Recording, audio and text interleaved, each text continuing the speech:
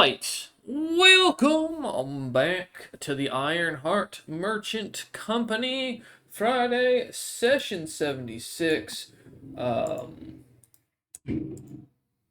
yeah. Sorry, I was looking at something real quick. I just got sent a message and I was like, wait a minute, we're at the beginning of session here. Yeah, we returned back to the Kingsmoot of Helmgrind Arc 1 finale. Today is the day we will see either the success or demise of the Ironheart Merchant Company as James is out of lives. However, before we get up to that, where we left off last time is we came back to James having, well, died. In short. And as James had passed away, he found himself speaking with Durali after realizing what had happened, watching his armor and gear freeze solid. Durali would meet with him to speak about a few things, tell him of his ill-begotten future, tell him that he is basically a horrible person, and that, like everyone else, he's going to fail. No real charming or kind words from a god of justice or law. But thankfully, Durali was willing to give James a chance in which James had to convince one of his party mates to take his position. As the resurrection spell that Durali had put on him only followed the laws of death, as it were, which was to say that nothing can be taken without something being given, and nothing can be given without something in equal parts taken. And thus, James would turn first to Rollman, who had, out of character, agreed, promised, and stated he would take the next, and I quote, bullet for James. However, after some quick thinking and some realizations, Rollman, who had been teased about being sold as a slave, had been offered to be sold out by James at multiple occasions, though jokingly, of course, rightfully so, decided, fuck you, James, I'm not going to help you. Now, he said it much kinder, but generally, it came out to James was left in the, holding out his hand with no response, as Rollman left him there to theoretically die. However, as James then turned to his second best bet, a person he had known for about 4 weeks, well, rather about, 3 months, rather than years of spending time with him or friendship, a mercenary who really had no game in the company, no gain if James lived or died, no value truly in this situation. But he found it in his kind heart, the DM stares at Rollman once more, to accept and offer his hands for James, or his life for James to come back to life. In exchange, Ham found himself sent off into the afterlife that James Wood had taken, being sent to Frasian's side to serve as her puppet and willing servant until the day that James would die, taking Ham's lifespan of about, I think it was like 40 to 60 years, roughly.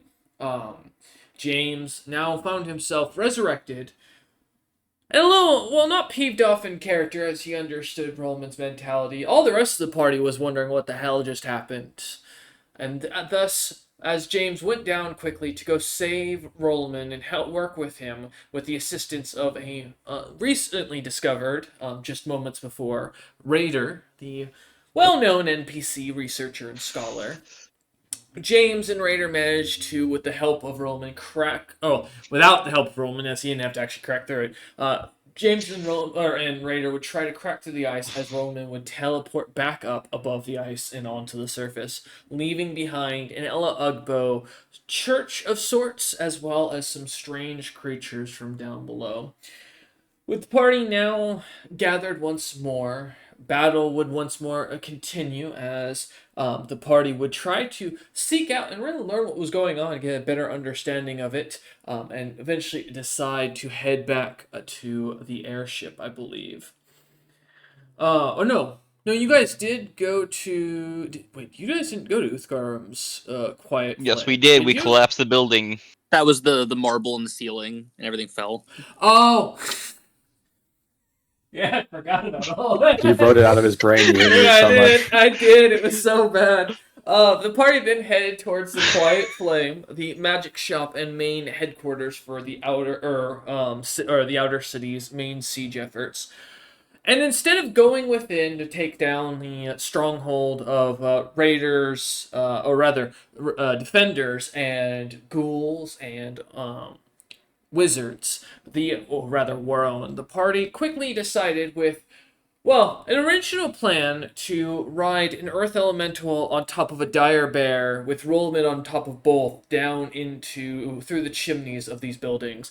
However, James and Raider's quick thinking and lack of realization was to take some of the marble blocks left over from a destroyed Mad Golem experiment to try and replicate Utham's own personal right hand. I believe, huge to gargantuan level fucking golem. So this thing was not small, as the party realized, and as James went to empty out the bag that had been carrying the leftover materials from this creature, one of the marble blocks, which weighed a ton on its own, came out into the chimney and completely caused the chimney to collapse under the weight.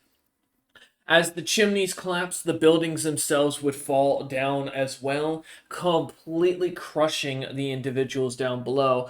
However, unfortunately, due to the thick lyrium like energy or cloud that had been dusting the ground and the wild magic effects, and due to the wizards within activating their mage armor, hoping to try and save themselves, well, the building would manage to find itself about an eighth of it, roughly, teleported into Abaddon itself, leaving no corpses, no bodies, and chunks of the building missing as the building collapsed. After that, the party, having really not reason to do much else and nothing else to do as they ruined the DM's entire planning that he took about 30 minutes out of his time to quickly put together for them, to then turn and get on the airship and figure out what to do next. Thankfully, by this point, the city had already begun to turn back to their favor as the Fortunate Sons and their own contributions began to stack. With the city then finally coming simmering down as they managed to get to the airship, the entirety of what looked to be the siege was winding almost to an end, with the remaining of James's forces having hung on long enough for both Alfred Stone to defeat Julius, causing many of the demons to vanish, but as well for many of the mages within the city to be blown up in a immense magical catastrophe that seemed to be caused by the other adventuring party, the Fortunate Sons' activity within the castle. With this, the party realized that the magic on the ground was becoming explosive and decided that it wasn't worth going back to touch the ground as being casters, and then decided instead to float towards the castle and check out what had gone on. Now, the central castle radiating with magic from the raw impulse and power or explosion that seemed to emanate from beneath it. The party found themselves watching as Alfred Stone, barely conscious, well, actually, rather, not at all conscious, bleeding and dragging his battle axe, headed into the main castle's front entryway. Party, deciding that they didn't want to try and follow him in for fear he might swing at them, decided to take their chances in going into one of the top floors, open windows. As the party flew in there, we left off with them looking around for a moment, seeing a couple of beautiful paintings of Uthgaram himself, and finding that this was Uthgaram's master bedroom, as the party had been kind of looking about. We returned back, though, on the year of 65,006, the month of the first moon, which is, or rather, January. It's still the third day. It is now about 7 a.m., so about an hour since the last session. And it is about now negative 42 degrees, and it is dark and cloudy skies everywhere but around the keep that seems to have almost an unnatural swirling break within the clouds, giving it an almost ethereal appearance as the clouds that seem to get close seem to turn into first a slight rainbow-like coloration as the rain from them drops away and then disintegrate. There is no sun as you look up. The skies themselves seem almost blackened in that hole. The stars seem to be almost completely gone, and the castle itself, Even outside looks eerily darkened, but as you three, Raider, James, and Rollman, find yourselves standing inside Uthgarm's personal chamber, seeing the giant painting of him up on the wall, his massive king-sized bed off to be beside you, and a few chests that clearly look like they've been gone through and taken of anything of value, besides a couple of silks and outfits here and there. What would you all like to do? Do I see some of his pants left behind? Yeah. I'm grabbing them for the rough bloods. You do know. They've They're stretched big. out my pants. Okay. Yeah, add 5 sets of silken noble's pants to your inventory. They're about a pound each. It's a lot of This is material. my mild revenge. These are designed for winter wear, so they're because they're silk, they're they nice are and very woolen. thick. Yeah. I'll look to Okay. Raider and say, can you figure out where this entity is in the castle? And now that we're closer. Can try. Raider realizing this party wants to potentially go fight this entity that last session. No, I want to know where to called... fucking not go. Oh, okay, gotcha. We need to avoid that. I was about to say, because God, poor Raider here is like, oh, what? I don't want to kill this. It's fighting Satan itself. What? Huh? Oh man. Yeah. Go ahead and give me a spellcraft check, please. Okay.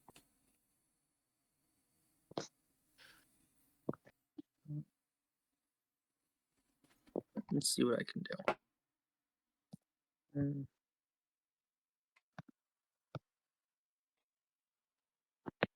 That is bad. 48.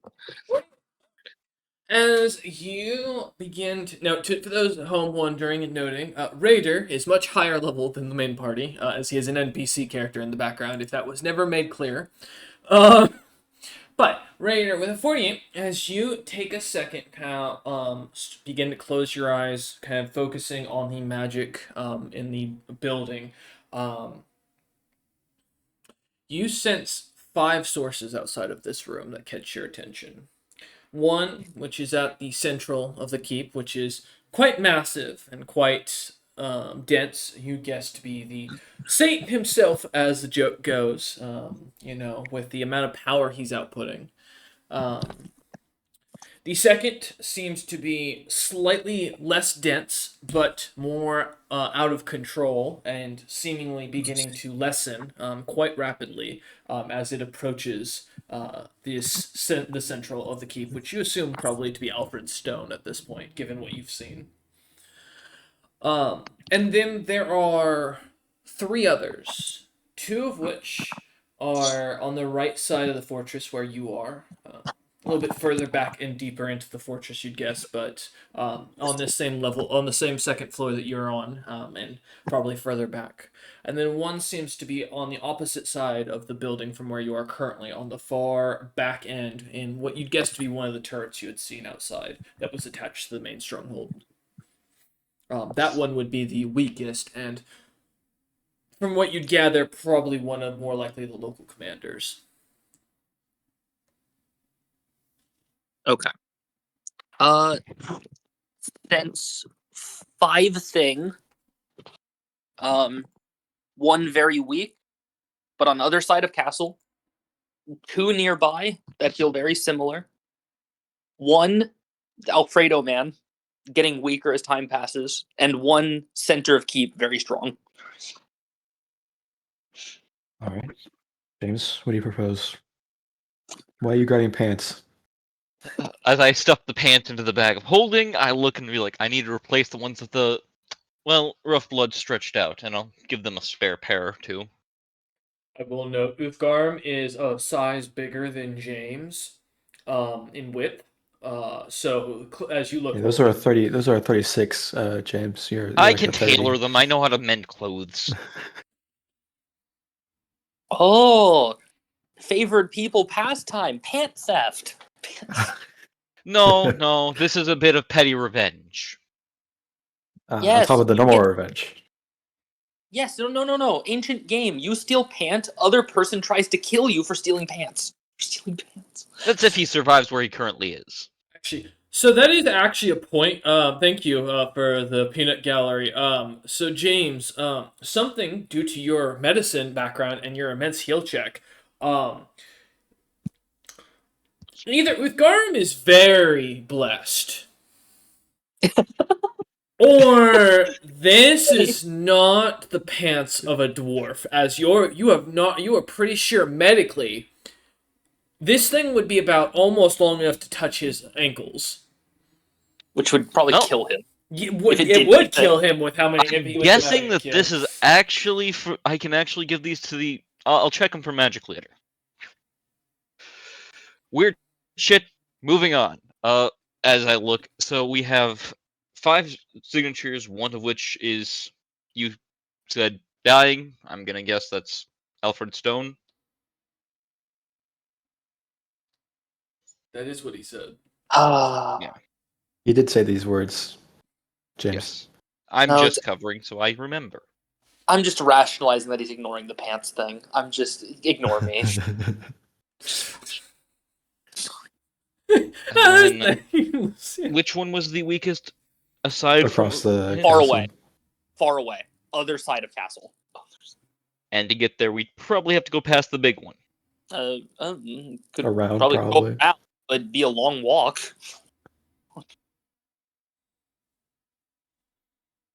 I think it's those word in common. Commander. Commander. All right. Each of you give me a balance check as the entire building begins, or the entire castle begins to shake slightly. Rumbling. Huh.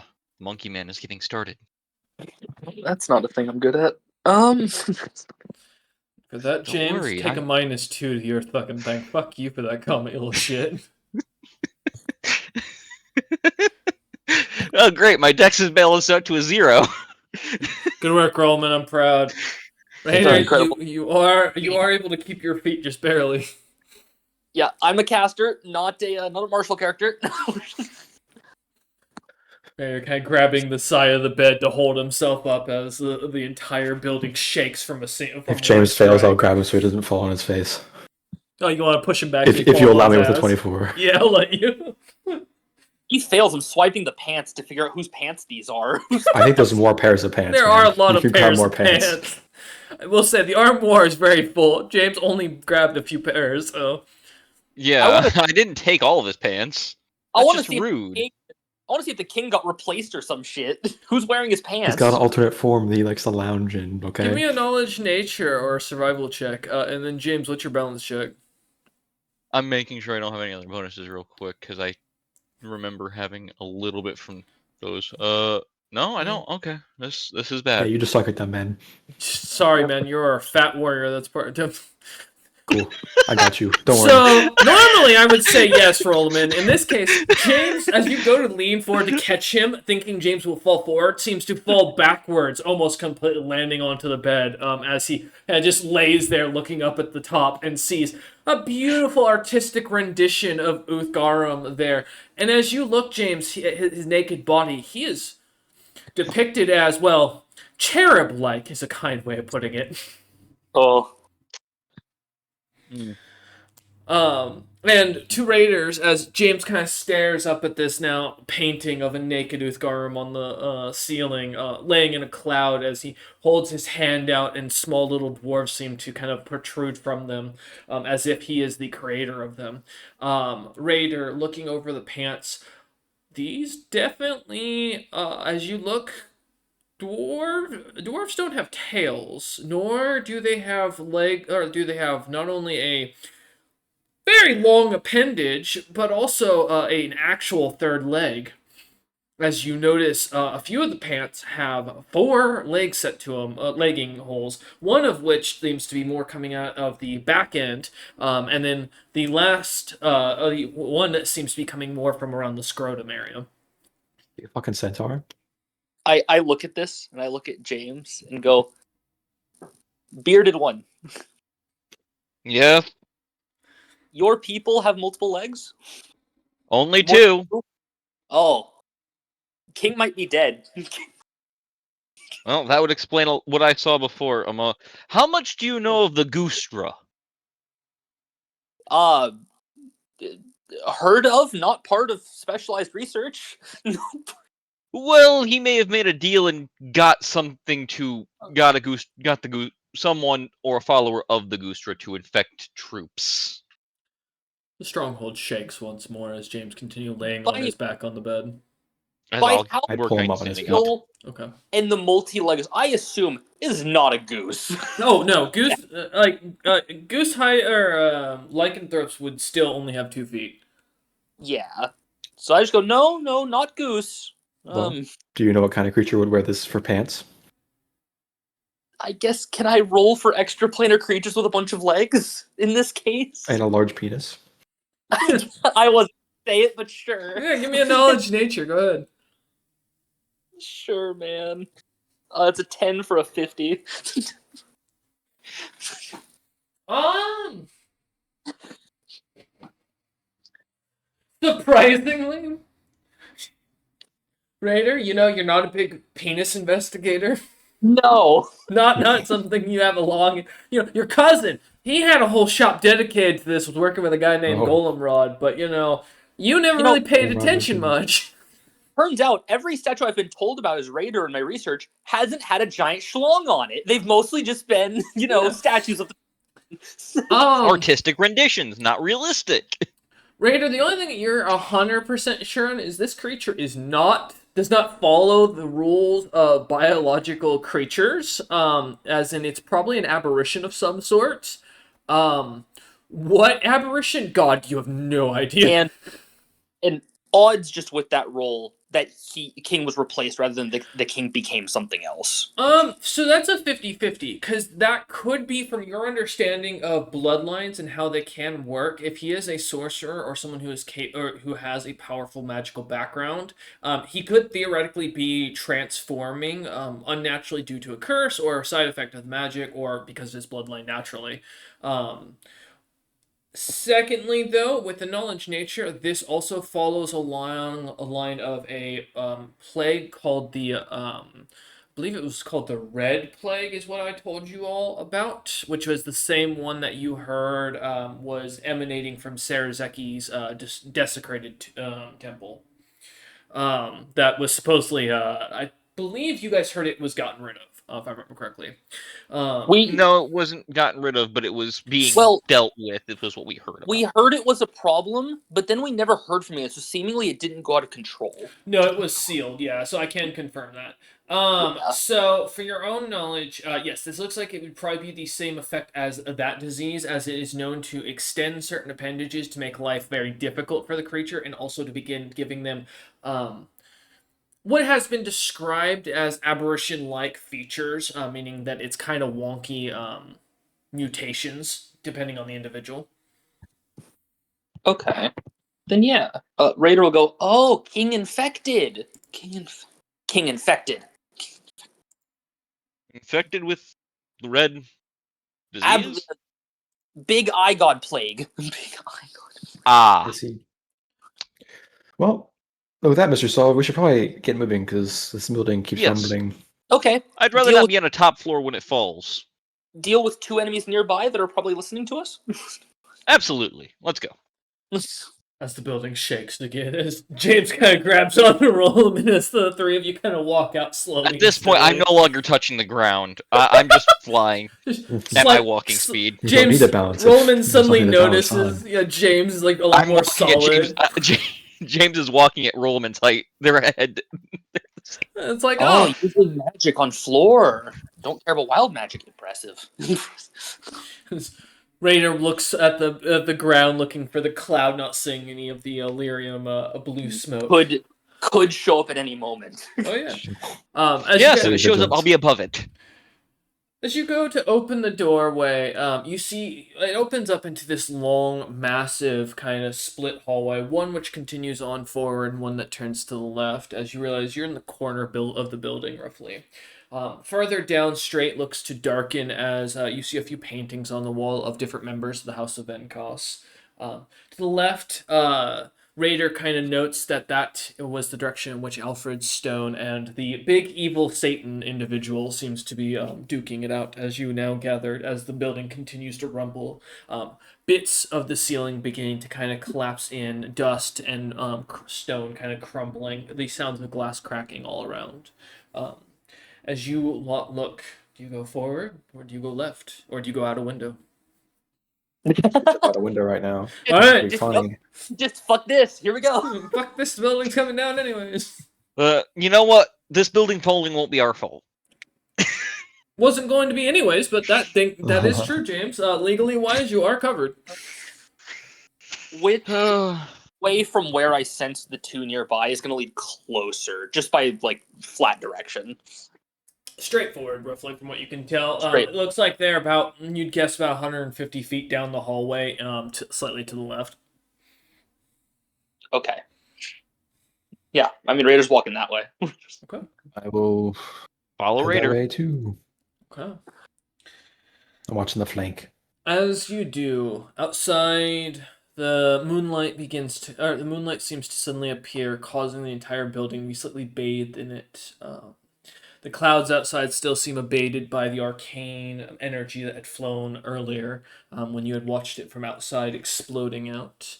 The ground's continuing to slightly rumble, bits of stone kind of moving about, some dropping from the ceiling. As here and there you see or hear stone cracking or wood collapsing.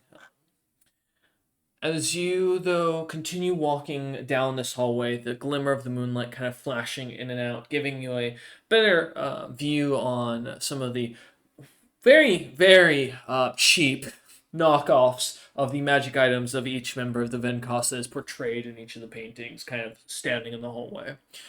As you come down towards the end, the hallway seems to continue on as Raider comes to a stop in front of what looks to be a very grand doorway that on the side in a platinum plating reads Laboratory and Library. Hmm. Can you read it or? All of you can read it, I'll be honest. It is in Yeah. common. Oh, okay. I don't think it's in a language only I can read. That'd be concerning. Yeah, If so it was in ancient abyssal, it just reads laboratory and library, and suddenly Raider's very confused. they just see Raider go into like fight or flight immediately, like, oh, what the fuck? Yeah. Don't read it aloud. You'll turn the castle into a lab and lime. I will Hey, say, you don't have to tell me that. as you three come to a stop, kind of looking at the doorway, Raider kind of looking it up and down for a moment, looking at the sign and kind of seeing the doorway, realizing this thing is there's definitely something bad and cursed about this situation. The feeling is almost justified a second later as you feel, all of you, including Rollman, as he still has that spell available to him. Even though he won't use it, it does mean that he still counts to feel the effects. You all feel a almost unpleasant, evil, creeping feeling kind of ascend out from the room, almost as if the entirety of the room begins to, or the entirety of the hallway begins to slightly gray, and the building begins to feel more eerie and creepy as some magical effect begins to spread out. James and Raider, you can go ahead and give me a knowledge arcana, please. Roll them in. I mean, you can if you'd like. You don't have to, though. Okay. Like when Uncle got drunk last celebration. 21. Same 21, okay. 18. Oh, nice. Okay. That was bad, Raider. Well, that's great. What do you mean? That was terrible. What? 483. Jesus Christ. All three of you recognize the spell of Unhollow as the entirety of this castle just found its property lines unhollowed outright. Oops. Protection from evil. Raider, Please. you notice two things. One, the secondary effect of this is beginning to roll out as almost an aura of fear begins to envelop the entire building as a necromantic power seems to envelop the stronghold itself as cause fear begins to take hold of the few troops that were left in this castle that begin to scream maniacally, almost as if they were going insane. Each of you, please, while with that, give me a will save, unless you are fear immune. I am fear immune. All right. I am not. And But, then I there's still thought more to fear this description. I just figured we'll get the effect out of but Okay. I that thought is a fear magical effect, so I have a bit more. it. It is. I thought Are fear we- would suck, so I got fear protection really early on as a solo adventurer. Use Smart. moment of perfect mind to make it a concentration check. Hey, fuck you. I use a moment of perfect fuck you to make it back to a will save. To kick you in the balls That's- because the no. goes up. 22. 22. You do succeed. 33. Rollman also succeeds with these. Alright. As neither of you feel, or you do feel yourself slightly shaken for the next round, as a fear begins to envelop you both. Raider, you don't feel anything, but you do notice that both Rollman and James are starting to slightly shake just a little bit out of the corner of your eye. Okay, I need the confidence. I opened the door. As you open Uh, the door, and since the last thing that'll catch your attention is that there is a magic circle in here that is emanating a mass at a high level, something fierce. You feel the abjuration coming out of it as lawful. Housekeeping. Housekeeping. As you open the door and see what you expect to be an ancient, powerful, grand demon-like creature as the doors flash open, the wind blowing through almost as if to help or an assist in slamming them against their hinges. As you look forward, some bookshelves falling to the side as the doors slam into them, and there stands two figures. A singular, old-looking dwarf with a hefty, icy-looking jaw, literally made of a blue ice-like material. His massive flaming sword in one hand, and his thick armor kind of glimmering in the other, or not in his other hand, but glimmering all over his body. The other, as you recognize, is or it looks to be some sort of mage with a shield in front of them that seems to stand there. Their eyes glimmering as the one hand glows with magic, the other seems to hold up this shield, preparing themselves for anything to come at them, as both of them seem to see you a lot and immediately prepare themselves. Go ahead and roll initiative.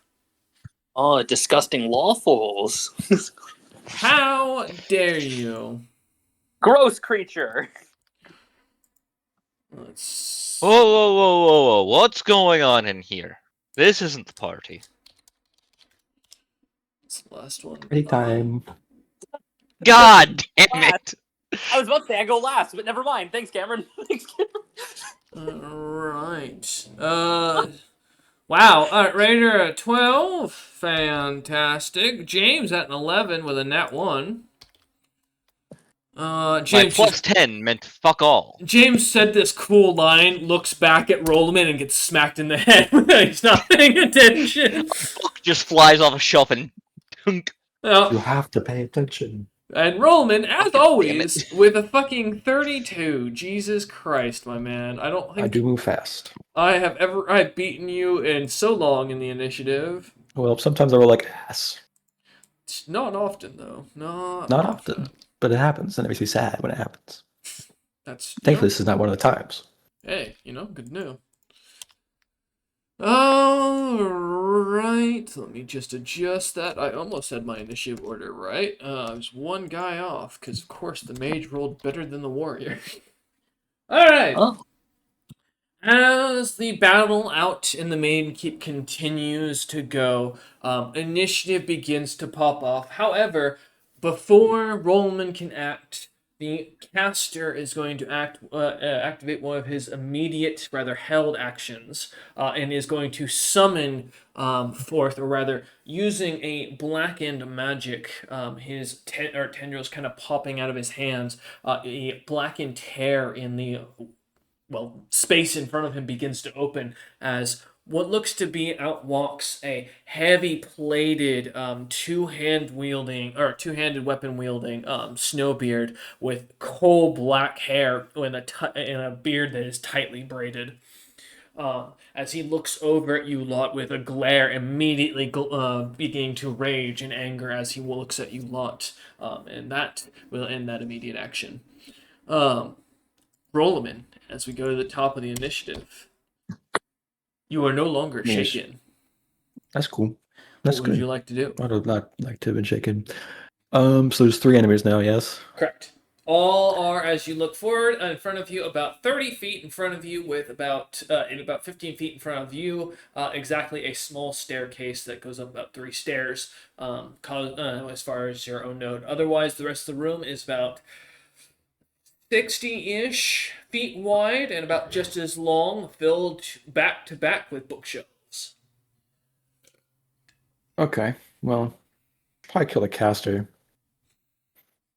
Probably a Alright. good idea. Not a bad idea. Oh. Initial looking at these individuals, is this like Roman thing is gonna be a tough fight? Give me a professional mercenary check. Put your free skill check.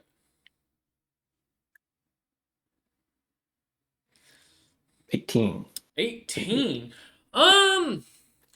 Based on your experience and capability, these individuals seem well within your abilities. But looking at the flaming greatsword that glimmers with a beautiful design to it, recognizing the masterwork of it, you don't want to definitely get hit by them, but you're pretty sure if you can take them down yourself if you tried. Okay. Let's get in there, huh? I'm going to start by going into a dervish dance, Ooh. which I can do once per day. It allows me to basically move and do a full attack. Okay. And gives me a +1 to attack and damage with slashing weapons. Okay. So I will move up to the caster. Bring it So on, 30 buddy. feet. Mm-hmm. I will swing once into them. There's 10. I know. See if you can hit me. I sure hope I can hit you. 36. Well, I have bad news, Rolliman. Yes. You are off by 1. As you hit and watch the armor glimmer and gleam as the individual's mage armor seems to glow brightly around them, as well as a ring at their hand seems to glimmer as they seem to have activated something, but you did not see what the spell was. Does it seem it's still on them, or is it gone? Let me double check something real quick, because I have to double check to see. I wrote the effect. I did not write if it continued. My apologies. Yes, it is still active. Correct. Okay, well, I'm not going to hit them anymore. Come at me. I Come will on. move to the melee guy. I will be moving out of this person's attack of range if they would like to make an attack opportunity, though. I would not. As you Okay. step about 10 feet to the right to get within 5 feet of striking distance with the warrior with the flaming greatsword. I'll try and hit them now. All right, let's see what you got. Kamas. My thick armor, my giant greatsword. Let's see what you can do.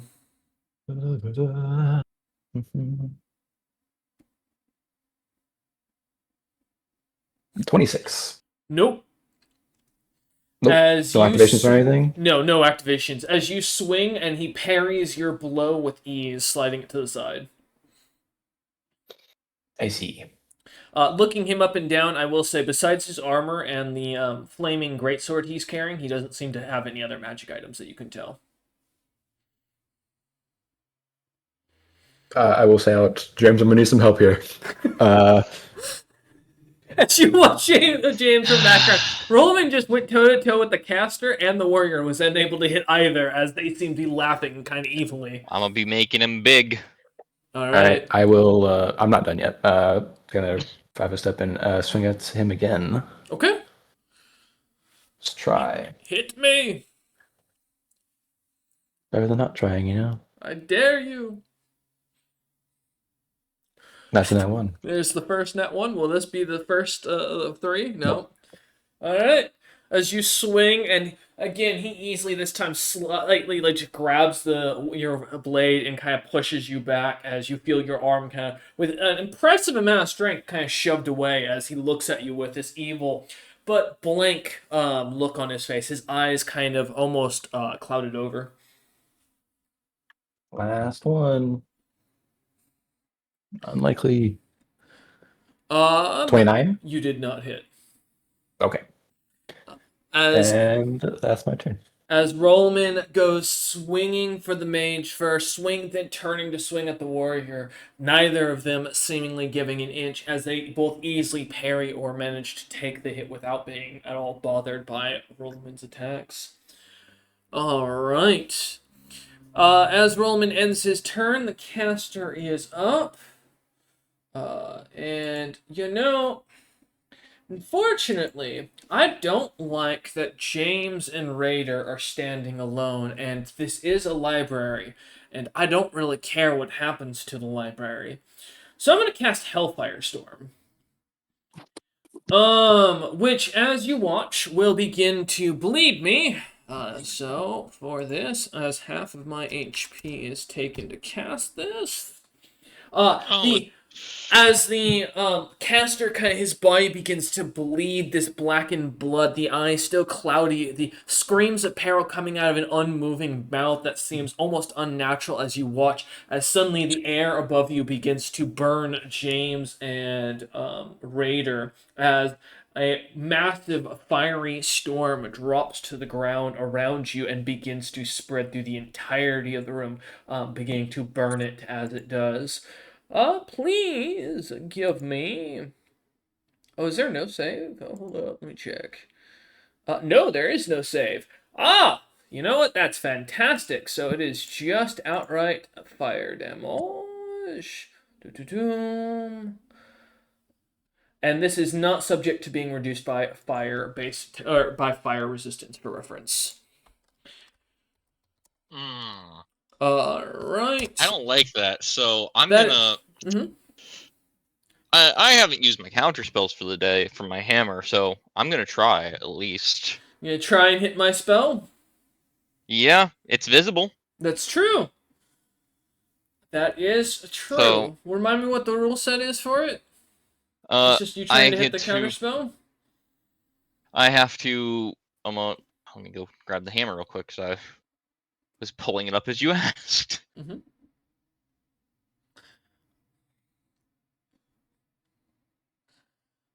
Otherwise, fire damage has been rolled, and we'll see. Because that won't hurt Raider, but that's gonna hurt you real quick. Ba-da-ba-ba. Well, it's Hellfire. It's primary does nothing. Or it halves it, I think. Correct. No, he's right. Raider's fine. No, I'm saying Raider's fine because Raider has a lot of HP compared to you Oh, guys. that's- 'Cause No, he's Raider's like fine. 3 or 4 levels higher. Raider's fine because he has 70 temp HP. Yeah, I'm saying Raider should be good. Go ahead, though, James. Yeah, I have to do a dispel magic check against it, so I'll pull that up. All right. DC So should that's be- 1d20 plus your caster level for the dispel check. Yep, and the DC is 11 plus the cast level. Yep, and my caster level, for reference, as it is the caster casting it, it's a great casterly cast. I'm not buying for time as I look for my own fucking caster level. 19th. 23. Well, James, shockingly, Wham! No! As you go to swing, thinking that you have managed, feeling the hit, feeling connection, the entirety of the storm implodes and incinerates around you.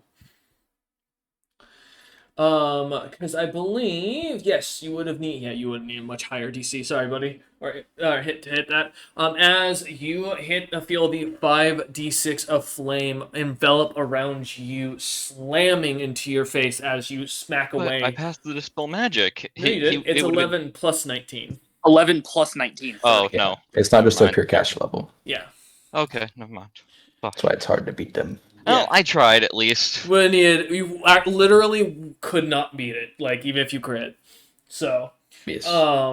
but as you feel the burn kind of catch you, the creature kind of continues to laugh. As the entirety of the room begins to burn. That will cause a area of effect. Everyone will be taking 1d6 of hellfire damage at the beginning of their turn until the fire is put out. Alright. We don't get any sort of saves to not. There isn't Nothing a about save that. for Hellfire, unfortunately. There's no reflex, there's no spell resistance, It's there's no why- nothing. It's why it sucks. Yeah, it's Oh, why, Should It's why have healed for a the little level bit of more spell. before coming in here. It's also it's why why. for the level of spell it doesn't edge. Yeah. It's also why. Well, the fire in the room is not due to the spell. That's just because you're in a library full of books that are now on fire. Now the hellfire is continuing. So, however, as that is my first spell, and I have not moved, good sirs. The second thing I'm going to do is I am going to cast another spell on myself. As suddenly, a almost appearance of 4 more exact perfect replicas of this caster individual, his darkened robes glimmering from the mage armor that seems to have kind of surrounded him, his hands kind of glimmering where you can see his magical catalyst of a red ruby red ruby spider ring kind of on his finger, glowing as he casts his magic. As his eyes continue to kind of have that dead look and continue to bleed this blackened ooze like liquid. But as these images all suddenly appear all around you, it is hard to tell which is which now, as he begins to look about, the magic coming from him from all directions. Alright. And that's going to end his turn. Perfect.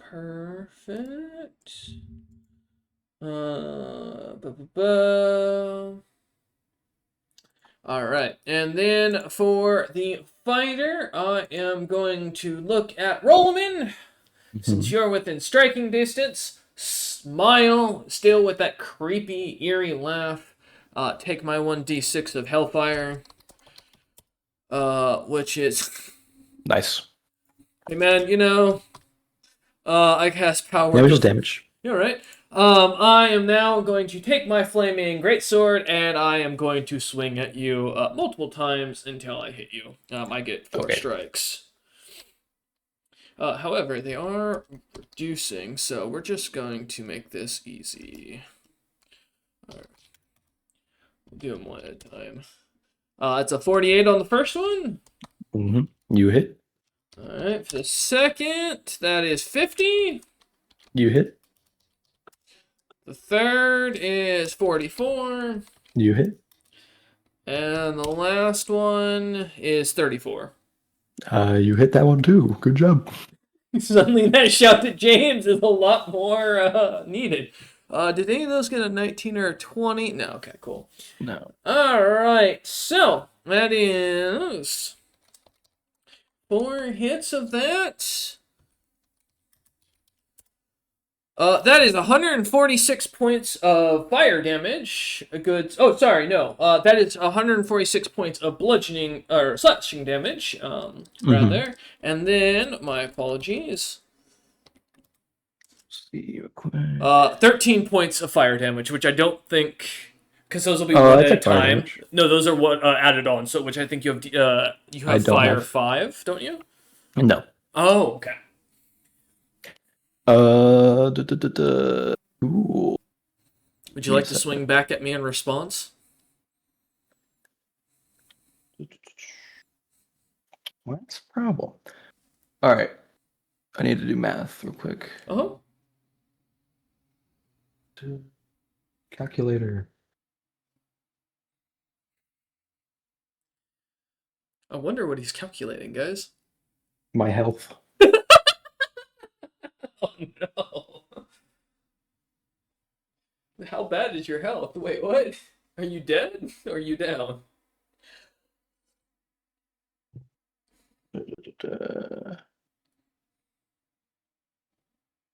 No, I am not down. Okay, I was like, shit. Sorry, no. Yes, I do go to 0. Oh! And Oh, then for my armor triggers when I go to 0. I Okay. heal up to I heal 2d8 plus 5. Alright. And for swinging back, I will not swing back for the first 3. Okay.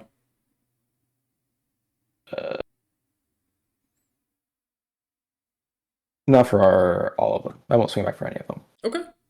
So just noted against them, I'll have a plus 16 against them on my next turn for Alright. attack and damage. Okay. Gotcha. And I have 14 health. That's pretty good, actually. As you both watch Rollman get slashed into, and keeping a quiet calm as his basically innards begin to like slide out of him. For a moment, he is just completely stood there, not moving, not breathing, not anything, as his body refuses to drop, blade still in hand. As suddenly his eyes kind of flutter open, his body kind of like slightly stutters, and the organs begin to pull themselves back in as the wounds slightly mend themselves just lightly shut as Roman sees another scar he's going to have to account for on his body as he looks down at where the blade had cut through him. All right. Well, that ends my turn. And then the third individual, the warrior that was summoned. You know, it's really disappointing because I can't do nearly as much damage. I'm gonna charge James because I'm gonna be honest. This guy just saw what happened to Rollman, and I'm not, dealing with whatever those No, I'm things set are. against the charge. Come here. My eyes are not fucked up, and I'm going to attack the person that looks normal because what I just watched Rollman go through is insane, and I don't want to fight an insane man. Yeah, no, you're good. Let's see. I'm just checking my rules for charge real quick. Do I have anything for it? No, I do not, sadly. Alright. What is it? I have the movement. Line of sight attack. To move on a single attack, you get +2 on the attack roll, and to take a -2 to your AC for the next turn. Okay, I'm not doing that. Cool. Alright. I'm James! always set against. Oh no, I'm set against bull rushes. Wind charge. Oh, nice. I am coming for you, good sir. Let me see what my bonus. So this individual you're gonna see has a lot less of a major bonus. Tink. James, you feel this. You see what Roman goes through, looking over at this individual charging you with his dwarven war axe in one hand, or his two-handed dwarven war axe in his two hands, rushing forward as his belt begins to glimmer, and the giant strength temporary enchantment begins to take hold. And as he comes down, swinging with all he can, slamming into your head, you hear like tink as you feel your head kind of like slightly pushed forward, like someone just bopped you in the back of the head. You look back. I'm actually wrong on that modifier. I do apologize. I don't hit you, but I did just see. I actually had my number off. It was actually 25 to hit, not 16. But I know that still doesn't hit. Because it's the +16. I was looking at my other item that had a lower to roll. That's fine. I'm seeing if there's anything I do that since I'm technically set against charges, but And that will be the end of my turn as he swings, slamming, then looks up at you with a bit of concern in his face and worry that he's just come into a fight. I'd go home if I were you. Are you gonna I say don't think this you in can't go home. You're Dwarvish? summoned here. I say this in Dwarfish. He will, as his one free action or / skill check, respond. I don't have a choice. As he prepares his axe for another swing. All right, that ends his turn. Raider. Oh, actually, I forgot to do the 1d6 hellfire damage on him. 1 sec.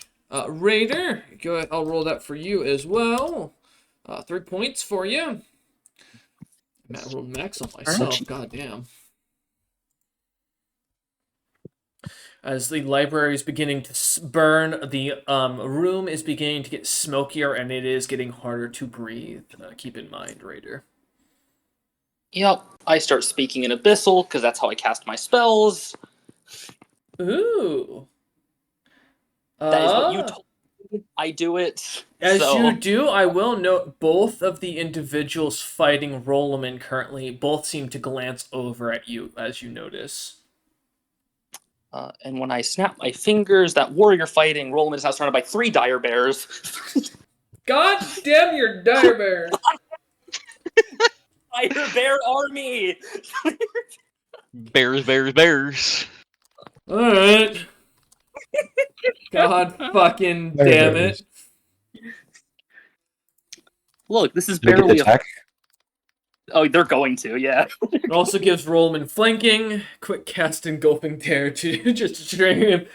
Yeah, I can't be feared, but I will be fucking angry if you do try. I swear to God. I will come over there and I will beat you. But no, go ahead. Alright, so these bears each get 3 attacks with a plus 27 to hit. Yep, they'll go after you finish your turn. So you'll as Raider. Oh, I'm not doing anything else. Oh, you don't know other spells you need to cast or nothing I else? think that 4 dire bears is a result of 2 spells. Oh, is it? No, it was 1. Okay. No, that was 1 spell. Okay, well, you have a second it spell is- or movement. Well, 1, I don't want to get stabbed by this guy.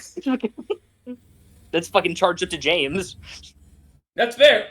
You are within And 2, Yep. I don't. All of my healing spells are touch based. So I could use some healing. My only heal spell is the heal spell. Do you need it that? You need healing? Do you need it that bad, James? No, I think I can. As long as I don't get hit with another one of those fire things, I should be Actually, okay. With his to hit, I'm fine. I'm gonna start walking over to Roloman. Probably a good idea. And let me see. I'm not going to take my attack of opportunity in case James decides to walk away. So, because this guy fully thinks he can hit James, even though I'm pretty sure with my modifier I have to crit. With you have a plus 16 normally? Yeah. Or plus 14 normally? Plus 16. You can hit me on you. Okay. Attack for charging. But You can hit me on 19 and 18 and 17. Nice. Okay, You have to nearly crit. Raider, as you walk away, kind of walking over to Rollman, and I assume you're in your turn standing behind Rollman. Yep. Okay. All right. The 3 dire bears are up, surrounding the warrior with the flaming greatsword. Go ahead. They all have flanking. They do all get flanking, so it's a +2 in this situation. All right. Lots of dice. We're Nice. gonna go one at a time. Actually, Chasten's inner dice hold up. goblin is happy. Because of the fact that they have just been summoned, they do need to make a will save for the fear effect I have on the unhallowed ground. Let me check something really quick. Fear immune dire bears? They might. They are technically plant monsters, so I think they are. Yes, plants. If they have the plant type, then they It's no any mental effects. compulsion-based- Yeah, no. Oh, okay, never mind then. Fair enough. If it was a normal bear, 100%, they are plants. Got you. Some weird ass bears, dude. They're green. Weird They're green bears underneath. bear. You just can't see it in their blackened husk skin. They look a little Yeah. harky. They're made of vines, so they're really freaky looking. So a 42 on the first claw attack. That does hit. Nice. That makes me happy that hits. I'd be really sad if that missed. If that missed, we have to run. Like, If that missed, we're leaving. Out the window. first claw's not going to be that bad, I don't think. That'll be 26 damage. 26 damage. And what type of damage is this? It's magical at a minimum because of their thing. Yes. I don't think anything else, but Okay, let so me I check. take 6 points then. However, and I love dire bears for this. I get free grapple attempts when I hit with the claw attack. Oh, come at me, baby. It's a bear. I know. I will. This dude did Alright. have like a plus 40 to hit. I think he probably has a good grapple. Yeah, I was gonna say plus 40 to grapple, motherfucker. Please come at me. I would love to see you try and grab me. I rolled a 57, so we are having this Ooh. fucking. How much does a dire bear have? Jesus. They have a lot of 23 strength, man. I have a lot of buffs on these fuckers because of feats. How? Lots of Greenbound Summon gives it a bunch of buffs. Yeah, so I have an extra 10 on their strength. They get Uh-huh. another +4 for being greenbound. Okay. And it's a dire bear. So they just So have they a get a good plus tight base. 23 to start with, and so that's gonna bring up to like a plus 27, plus 20 to plus 30 at max. 7. And then with the +7 modifier to their strength due to the buffs. I might have got my mouth off. It's still a very high number. I was gonna say, there's no way you're hitting the same numbers as me with a dire bear. 27, 33. It'd be a +33. but Okay. still. Okay. I was like, holy shit, if you're hitting near me with a plus 40, fuck me. Okay. Oh, but don't worry. I get 6 claw attacks, and each one I can do a free grapple. We're going to be here for a little bit. That's fine. Jesus Christ. I will get you eventually. We are close enough. Sorry. Alright. Yeah, feel free to roll your attacks. Second attack, that is 17 on the die, which with a +29 is a 46. That does hit. That's lower damage. That's 24 damage. Okay. And we will try again. Bro, you ain't gonna grapple me. Oh, he has a Hey, plus 23 and a plus 40. If There's I a get you out of chance. sheer glut of rolls, I will get you eventually. Oh, you rolled high again. Yeah, you can't beat that one. Yeah. I'm going to make every attempt, because he will eventually roll a 1, and I will eventually get him. That'll be the waste of my crits. Yeah, no, that's fair. Exactly. Alright. The bite has a lower to hit, so this is probably not going to hit. Mm-hmm. I don't think so at all. 20. 20 does not. No. No. The bites are a little worse, but, I gotta try. Understandable. Yep. Is that bear number 1 done? Yeah, it's bear 1 done. Bear 2 will be a 35 for swing 1. That's not great. Nope. Alright. That's better. 43. Yep. Alright, let's keep trying.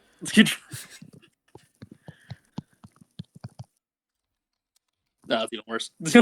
I don't think I can. Yeah. Oh well, No. hey, there, you did get close at least. All right, go and roll your damage for it. Yep. At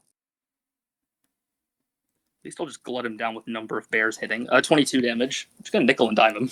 I was You'll gonna dive say, you've chipped me down a little bit. I'm not gonna lie, I'm like down 30 HP here. Out of what? A lot? I mean, I've got about probably more than double your HP pool at this point. 48 to hit. Yeah. Yep. I'm gonna keep trying. Uh-huh. Nope.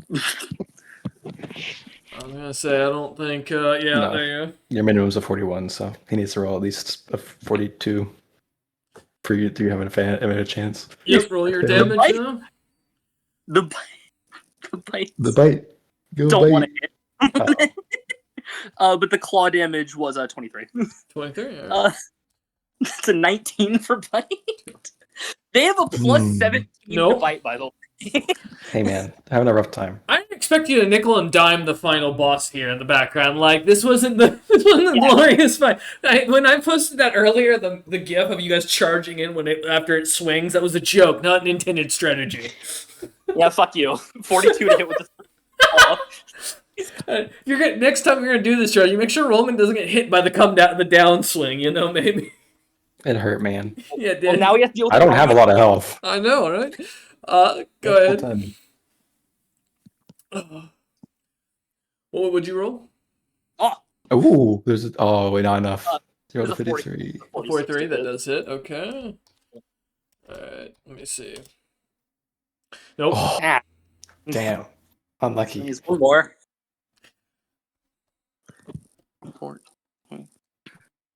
31, 30, 43. Oh, that hits. Just let me hug you. Oh, there you go. Give you a Oh hug. my Yes! god, there you Oh, go. yeah, Nat you 20 hugged him. finally. Give him a hug! What'd you get for damage? The button. The snuggle is real. 26. 26, alright. Hey, you got me below my first, my first health bar, kind of. Multiple health bars? Yeah, multiple health bars. What, don't you? No, I only have one. Well, I mean, technically I had a second one there, right? Because I went down to 0. I went back That's up. true. So. You're back up. I want to see if my bite attack is any better over here. As this warrior is gonna have to call with his icy jaw is gonna have to call his HR after this, as the bear grabs him from the side, beginning to hold him in, trying to bite at him as he tears, missing unfortunately, as you don't even hit my flat-footed or my touch AC with that. I know, man. They just can't roll a bite attack. Right? Like, Jesus. But you got me grappled with the third bear, so that's Yeah. something. Yeah. Yeah. But that was on the last claw attack. The bears are done. Yep, bear's done. Alright, James, good sir, you're up as you watch Raiders bears begin to strike at the warrior and try to distract him from killing Rollman as you stand before another warrior who's readying his war axe to attack you again. I don't like him. He was summoned here, though. I feel a little bad for him. But I know I probably can't hit him with my fucking hammer, so... I will say he is wearing full plate, from what you can tell, but it's not much more than from what you'd gather some very basic masterwork material. Like, very simple bronze work, nothing unique in it. You probably could. It's just how much damage will you do is the only question. Not enough. Okay. He is a healthy boy. If you want to, you can give me a free heal check to see if you can figure out what his health is. Actually, I'd rather give a spellcraft check to see what I would need to roll to get him to go away. So I'm going to save you that. There isn't a spellcraft check, because you'd have to have dispelled... You would know this from the basic concept of magic. You would have had to dispel the effect when he was summoned, not... as it seemed, he'd walk through teleportation, basically. So I would have had to... Okay. Yep. And even then, I wouldn't have had the chance. Alright. Fuck. Yeah. Yeah, not a spell as much as they casted teleport and he's here now. Yep, this is an actual individual, not a summon, unfortunately.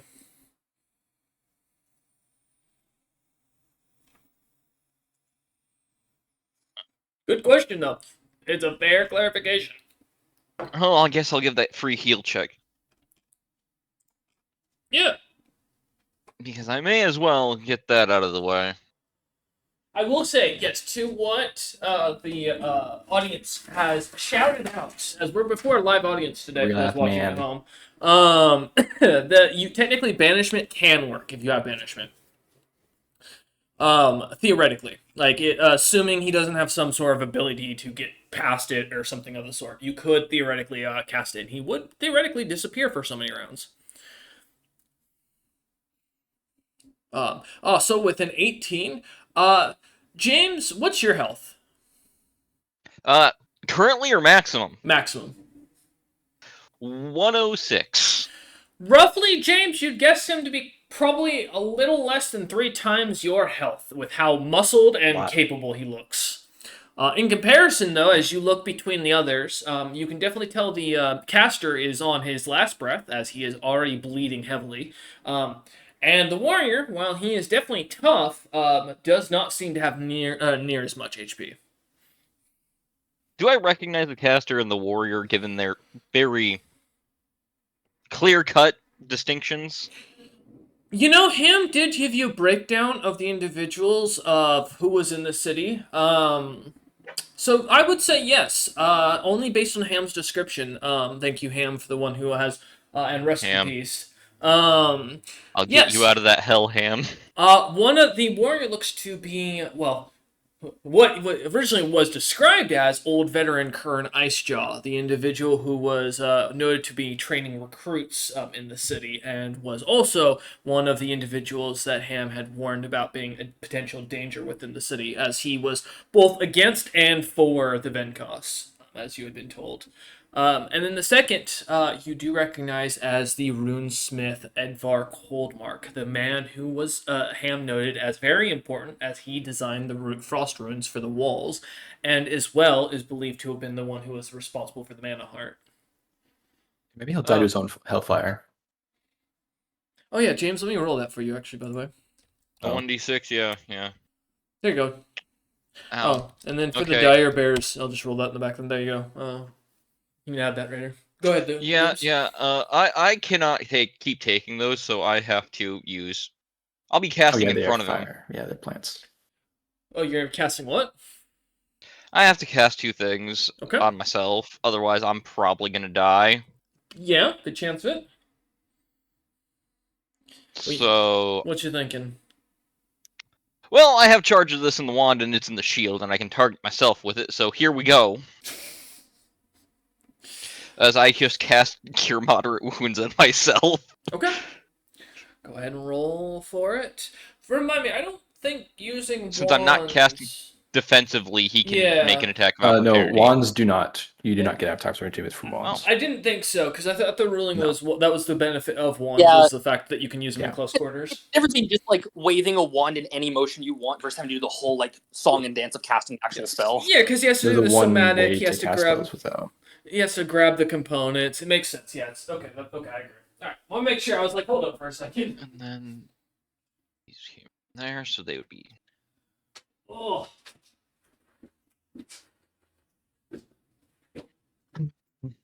As Oh. James heals 22, using charges from it.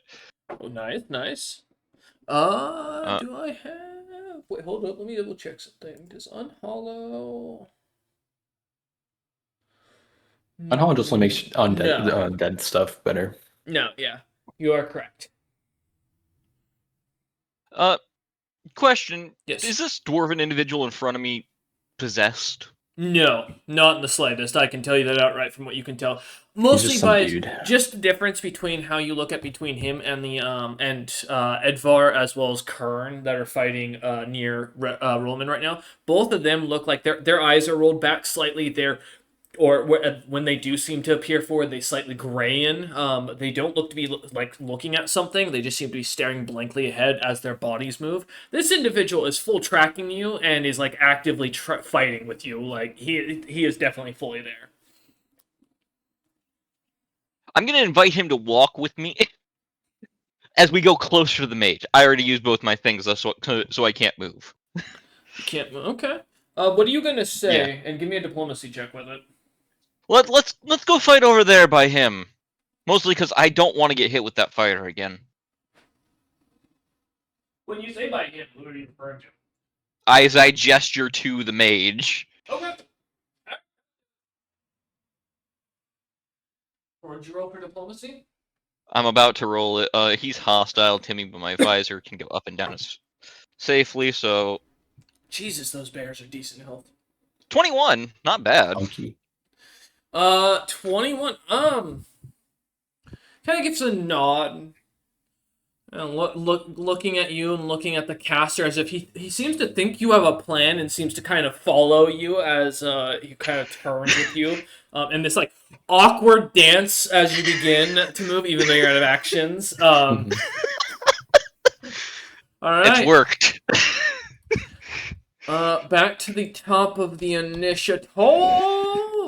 Let me roll for something in the background real quick. Well, two things actually. Oh wow. Okay. 2 threes. Ominous.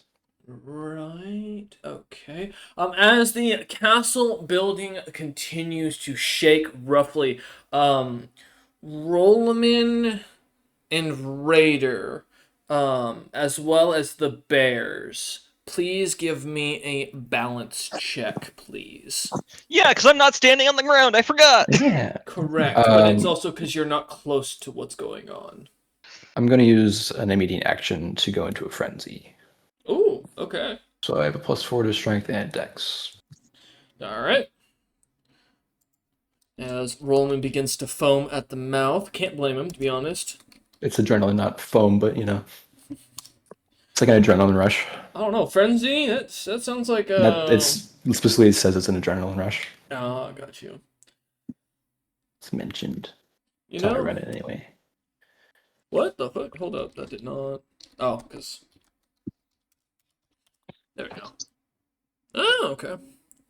26 for Rollman. All right. Mhm. Fantastic.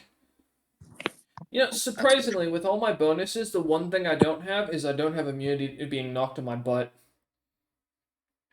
That's really gonna suck, because that's the caster on his ass.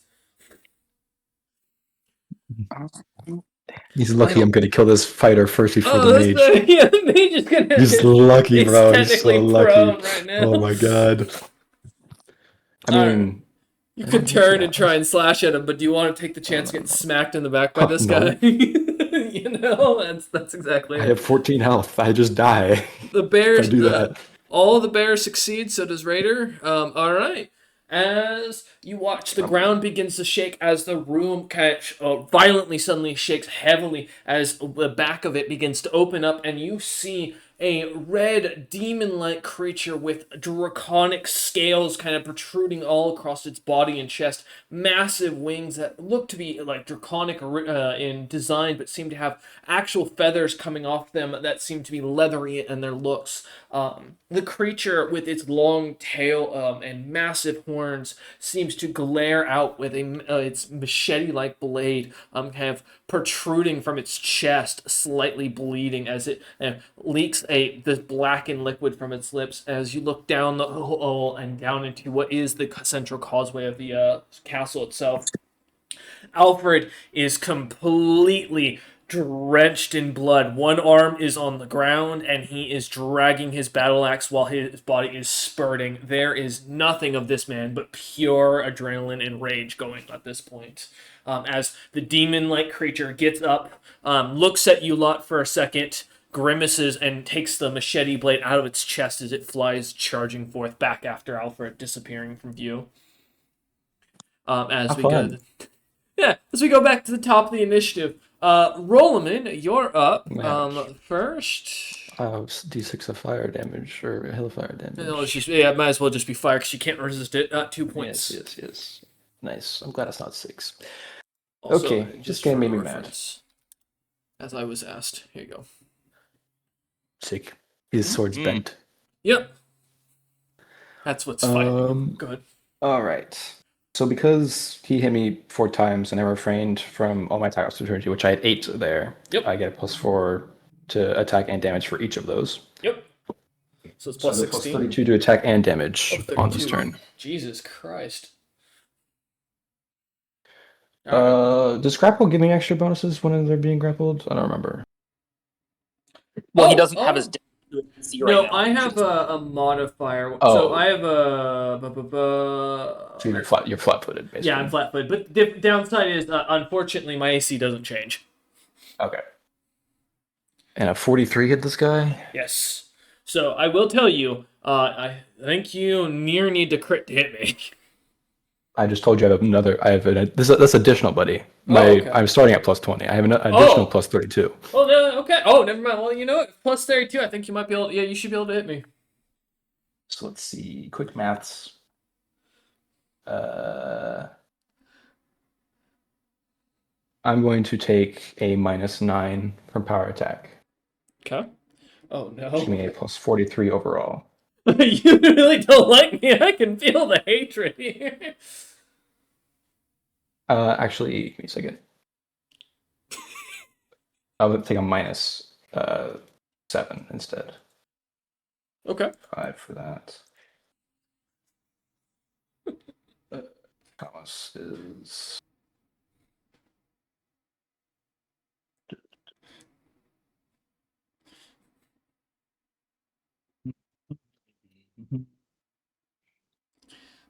That's the reason. You know the reason he's called bad? It's because that's all you get out before he kills you.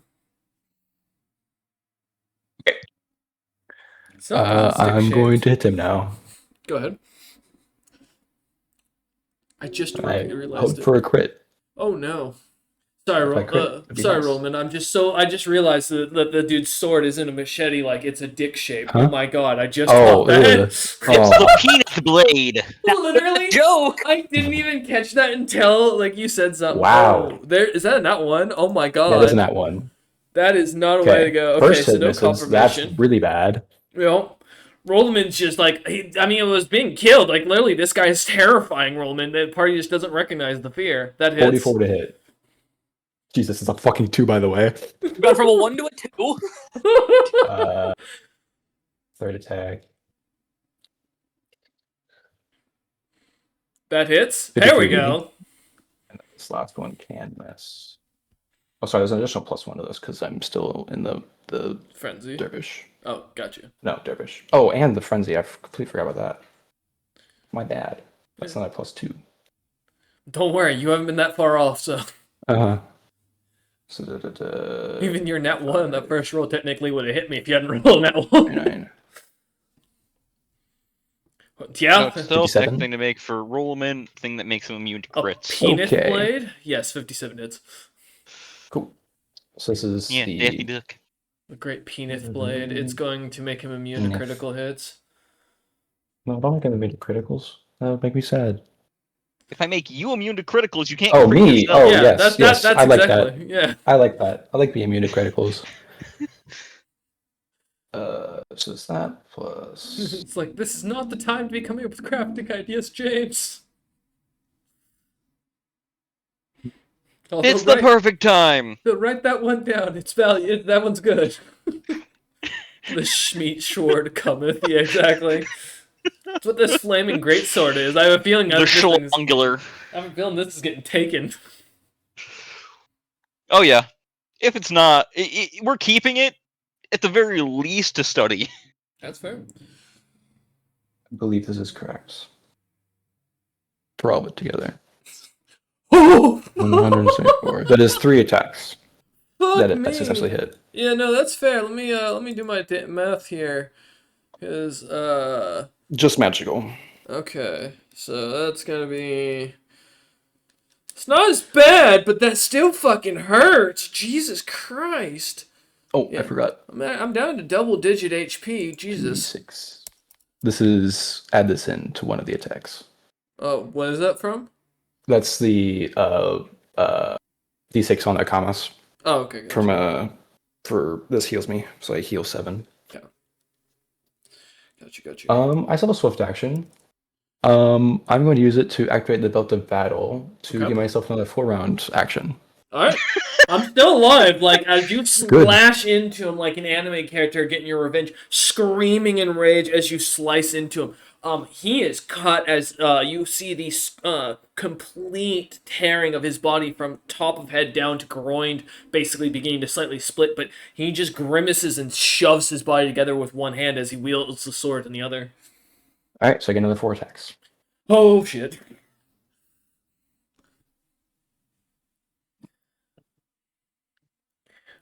Let's see what you got, Rollman. He's doing his math. First one. That hits. 35. Fuck. Second one. These bonuses go down, right? Yeah, 48. that hits. Jesus Christ. One of them goes down. Third one. 59. That is not. Yeah, that hits. I think Rollman 100% took that death personally. This is. Holy shit. Samurai This is moment. why something Roland is fierce. unkillable. It was like, you fucked up in 45. not killing me, Oh, man. buddy. That hits, yeah. He might just be dead. I guarantee you're gonna kill me with that damage again. Shit. If you can do about, maybe 30 less damage, I'll be fine. This is going to be more damage. It's 4 attacks instead of 3. I know, that's what I'm saying. Collectively, can you do a little less than that last time one? But if he deals less, the bears might kill you, and that'd be That's humiliating. true. That'd be hilarious. You know what, Roland? Yeah, let him Or the die Hellfire to will the kill him. bears. That'd be really funny. The Hellfire kill, oh no! Leave me on 6 HP. It's like, oh no, the gamble, no! Let's see what you got. Aim to leave him on 3 HP. That way the Hellfire can truly do its work. This That's is... Oh, wait, nope.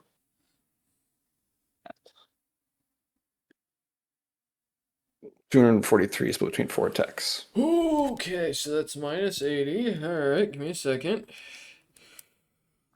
Okay, yep.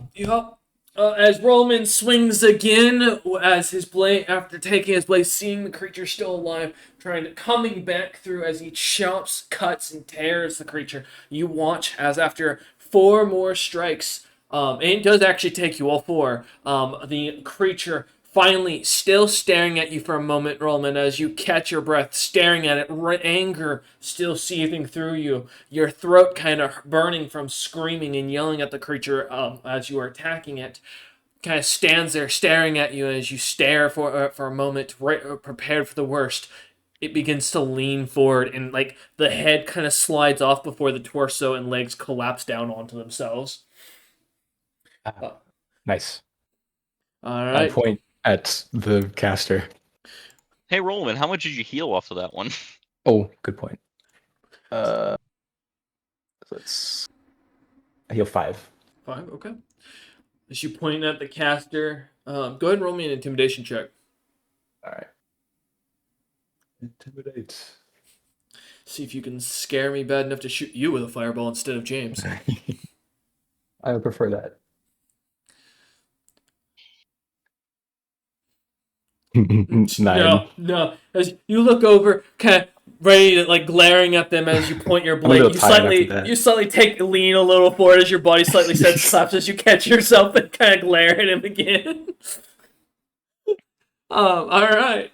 That's my Roland turn. is covered in blood, but hey, he's killed one of them. As he turns, ready to go after the. And look, the wizard's in range for the bears to go grab him.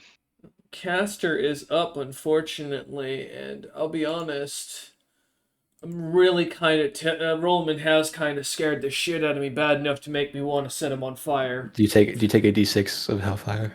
Oh yeah, you're right. I gotta take a d6 of Hellfire. Thank you. He's limping a bit after taking this schmeat. Hey, hold on, that didn't happen. Oh god damn it. So, if I cast Hellfire Storm again, I'll die. I know this. Mhm. I don't have enough HP to survive it. I gotta ask, because that guy didn't move. Is he in melee range of a bear? Because if he did, the bear might just kill you if you try to cast a spell. I am 10 feet from the other guy, so I would be within... Oh, he'd be next to a bear, because we'd be behind Technically, I'd be the within dude. 5 feet striking distance of one of the bears. That is true. But I am prone laying on the ground. You are on the ground, yeah. However, I do have, what is it? The fucking combat casting feat thing. Because you can just cast on the ground. But that just means, let me see. you auto success? I don't remember what combat casting does specifically. Let me find It's +4 on the check. You get a +4. Yeah, it's what, concentration, if I remember right? Yeah. Yeah. Mm-hmm. Concentration of DC equal to 10 plus spell level, I believe. Yeah. Thank you. I appreciate you to the Peanut Gallery, our live audience today, shouting out things for us. The live studio I didn't know audience. Being on the prone doesn't really matter for spells. No. Yeah, lucky.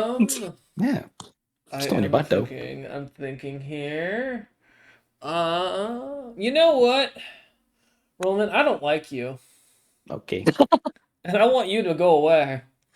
So I'm gonna cast Wall of Hellfire on you, or right where you're standing, Okay. to burn you and one of the bears and keep the other two back. What does it do? What do I do Did I do anything? Well, first, because the bear is next to me, I think I still have to make the check before I can cast, right? Yes, if you don't want to opportunity, Correct. you got to make a If check. you don't want me to It's- stab you. Yeah, Yeah. 10 plus spell level. Well, the attack of opportunity goes after my spell, technically, right? So, Nope, Before. Would interrupt it. before. is it? Oh, is it before? Oh, fuck. Well, shit. I Is that- can't. that- Yeah, Wait, it I don't- interrupts it Oh, So if as you you're don't casting. make a check, then he's going to hit you. Or try to, anyway. I'm gonna I'm make. gonna hit. I'm gonna make the concentration check. No, yeah, it's That's- it's more worth Probably it. wise. Completely smart and fair.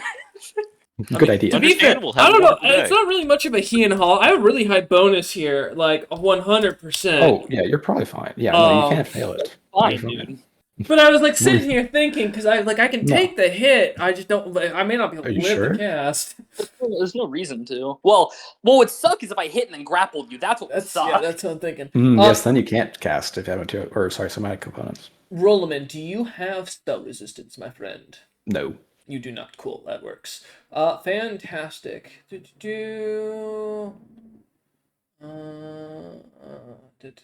Yeah, so I am going to put the Hellfire Wall on top, basically where you and the bear, or the bear closest to me, are standing, basically blocking off Raider on my side, and then leaving you in the firewall with the bear and the other two bears on the other side. Shaping it to be about... Can I make it cube-like? No, it has to be a wall. Damn. Yeah, I'm gonna shape it just to basically be kind of a curved wall, slightly. Kind of as it goes out about 20 feet to either, or 5 feet to either side, and then slightly curve inwards towards you. The rest of the feet, which is 20 feet, correct? At 10 feet high. Which, Roman, you're not taller than 10 feet, are you?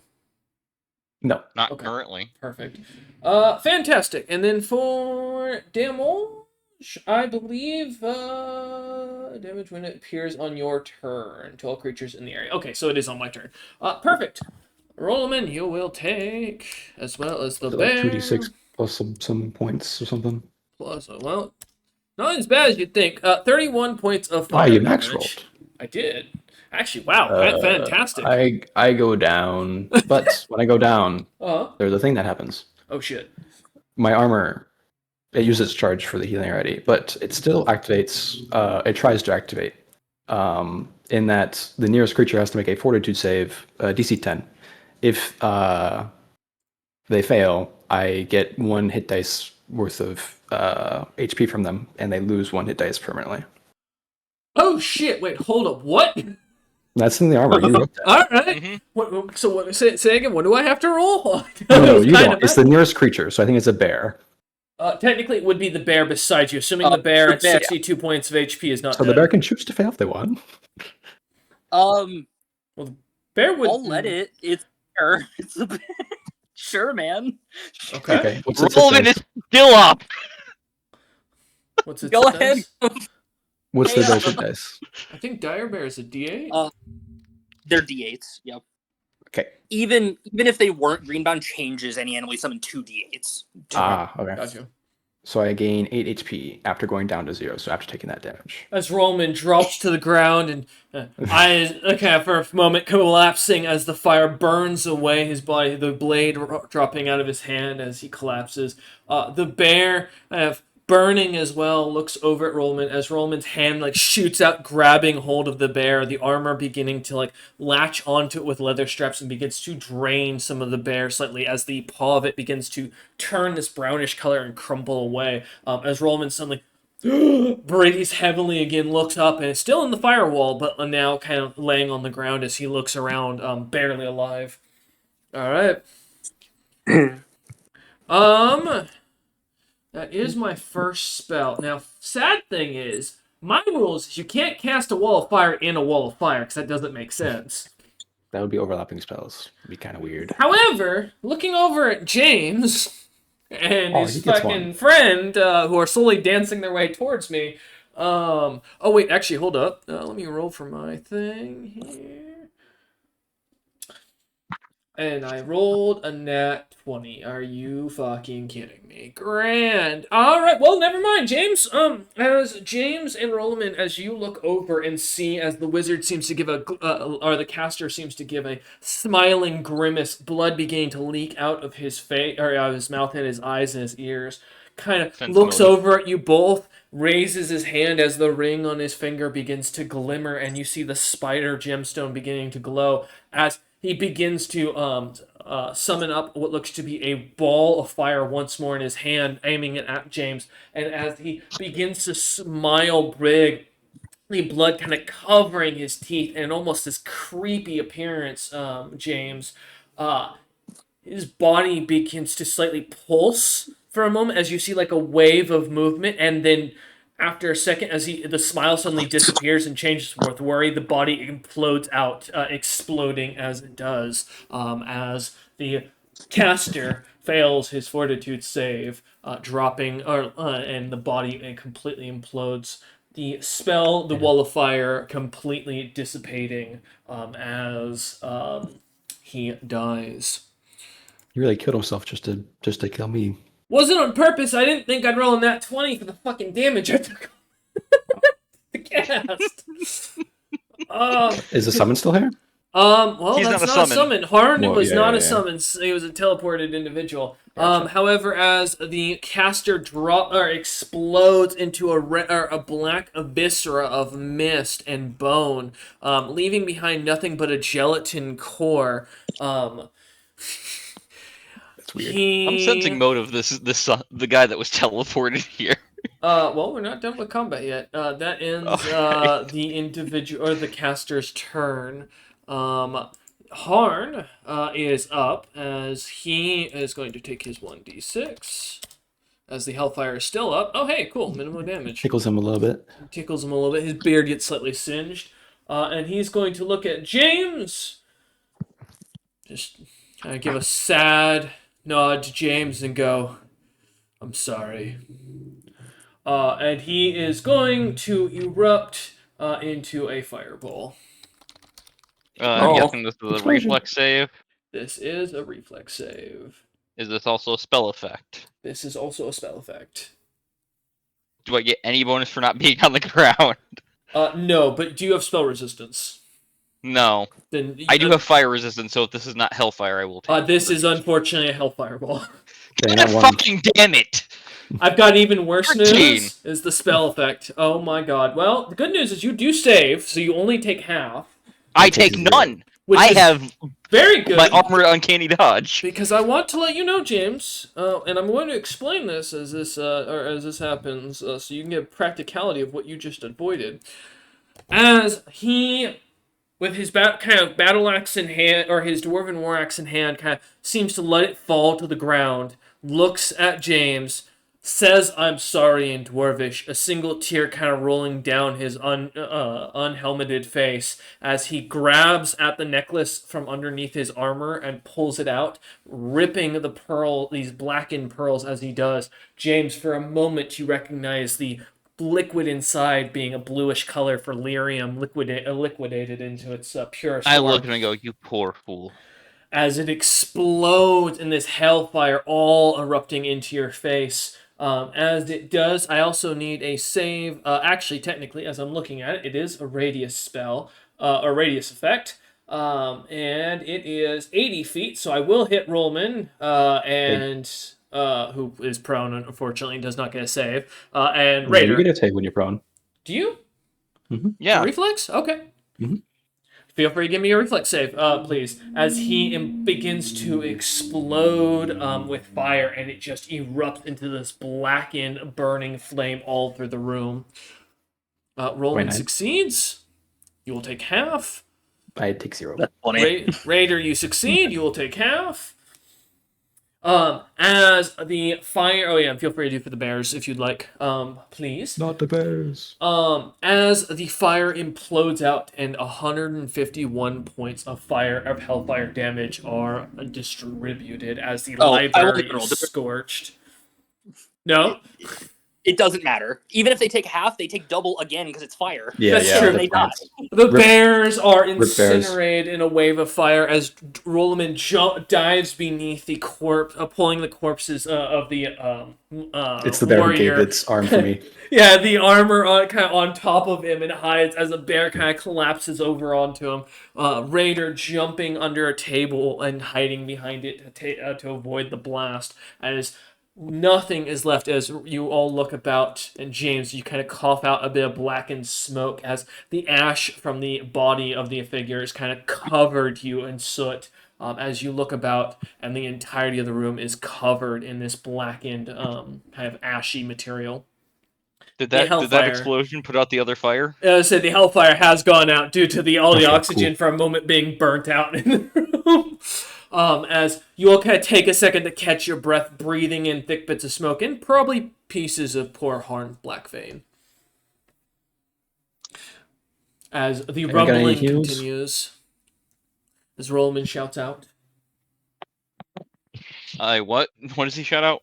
Healing. Oh, I'll look yeah. at That was a Raider. solid 8 out of 140. Gesture at Uh, Raider. Rollman, I hold a hand up for a high five. Do you high five? I hesitantly high five. Very You gain confused. You gain 130 health. Oh! as Rollman just kind of holds his hand up slightly above the corpse, still kind of pinning him down, having taken the brunt of the flaming fireball. Kind of looks over as Raider holds his hand out and lightly claps it. As you feel the magic kind of entwine, your body begins to feel like roots are pulling into your hand where you connect. Rollman, many of your wounds beginning to stitch close, the burns beginning to slightly twitch and itch like a mofo as they quickly heal. James, you still got that skull? I do. Okay. I don't think you need to use it. Can you do that again, Raider, or no? 3 more time. James, how do you feel? I'm 50-50 right now. Well, we might need you at 100. I think, can I tell, like, his fucking Alpha Stone's fight still going on? Not that we're going to fight it, just we might, brush up against it or something. Yeah, as you kind of crawl over towards the edge, looking down into the main hall, where you see what looks to be just nothing but blood scattered everywhere. The ground has slightly stopped rumbling. You don't hear or notice any action or movement down below, but it's quite dark, and there's a lot of blood and body parts everywhere. Raider, status? Give me a spellcraft. Can you Raider. I'm glad I have become just a radar dish. Yeah, the Dragon Well. Radar, Dragon Ball Radar. Yep. Okay. Or better, rather, 50. one of the scouters from Dragon Ball Z that they like tell power levels from the distance. I'm a fucking UAV. It's over. That's all you me as. It's over 9,000. Rog. As you look about, you sense no more magic at all, except for the stuff coming from James slightly, and the what's left of what's emanating in this room. I shake my head no at Rolliman. That's mildly concerning if there's no Alfred Stone. Or other creature. Maybe they annihilate each other. That'd be preferable. Getting an abyss. Or hell. One of Cool. the two. Hopefully they keep it there. Should we regroup or explore? I don't know what we should do here, James. And there's as James thinks for a moment, Raider didn't sense any other magic. That doesn't mean there isn't any other life, but do we still hear any sounds of any fighting at all within the Give me a area? listen check, if you wouldn't mind. James, listen, man. James is Yeah, listening. apparently that's the listening. only thing I'm good at lately. You He's kind of listening. wipe your face off, clean your ears out from the gunk, walking over to the hallway that you had entered in from to kind of pick your head out and listening in for a moment as everything kind of goes silent. You do hear the slight and continuous metal twang of something, almost like the sounds of metal boots kind of on cobblestones as you look down at the stone floor of the castle. Um, Sounds like one set from what you can tell, but it's very slow and there's something weird about it as you kind of listen. Either there's a third leg that's moving with it, or the creature's got a really bad gait for their walk. Ah, He's here. We're gonna be ready as James will look at Raider. Should I heal myself, or would you rather heal me at this point? I think your healing should be saved, personally. I mean, yeah, Cameron, sure, but that's my best spell slots to heal you. Yeah, that's why you're saving it. As James will Yeah. heal himself for more. Use the wand again. Yeah, it's locked into my shield right now. 44, thank God, that's nice. Okay. That gets me almost up to full. That is perfectly Wait, fine. Is that cure serious, I assume, or is that cure moderate? Nope, that is 3 casts of cure moderate. Okay. How many charges do you have in that wand? Remind me. There's 2 charges left, and it recharges 1 charge every dawn. Oh, okay. Oh, I see. Because you wait till you have a lot. Ah, you motherfucker. Ah, I see. Yeah. That's smart. Okay. I've saved this for emergencies. I mean, it's got this a max was an out. emergency. That is Yeah, it really maxes brilliant. out. Yeah. You know what? It Fair has- enough. It There's has a a light wand in max there, too. carry of 10 in Yeah. it, so I've been like keeping it on me for emergency healing and whatnot. As you kind of prepare yourselves, Rollman kind of getting up, grabbing his weapons, getting ready at the doorway, James kind of taking a step back as he kind of heals himself as his shield begins to glimmer, his body kind of, his wounds beginning to dissipate from the fire damage that he had taken earlier, where the scorch and burn marks had kind of cut into his face, his beard slightly Roman, repairing itself. Roman briefly becomes exhausted as his effects end, but then Ironheart surge to no longer be exhausted. Okay. I'll pass roll him in a bottle of battle wine as well. Okay. Tuck that away. As Roman kind of puts it onto his belt, Raider ready behind, staff in hand, I believe, looking forward.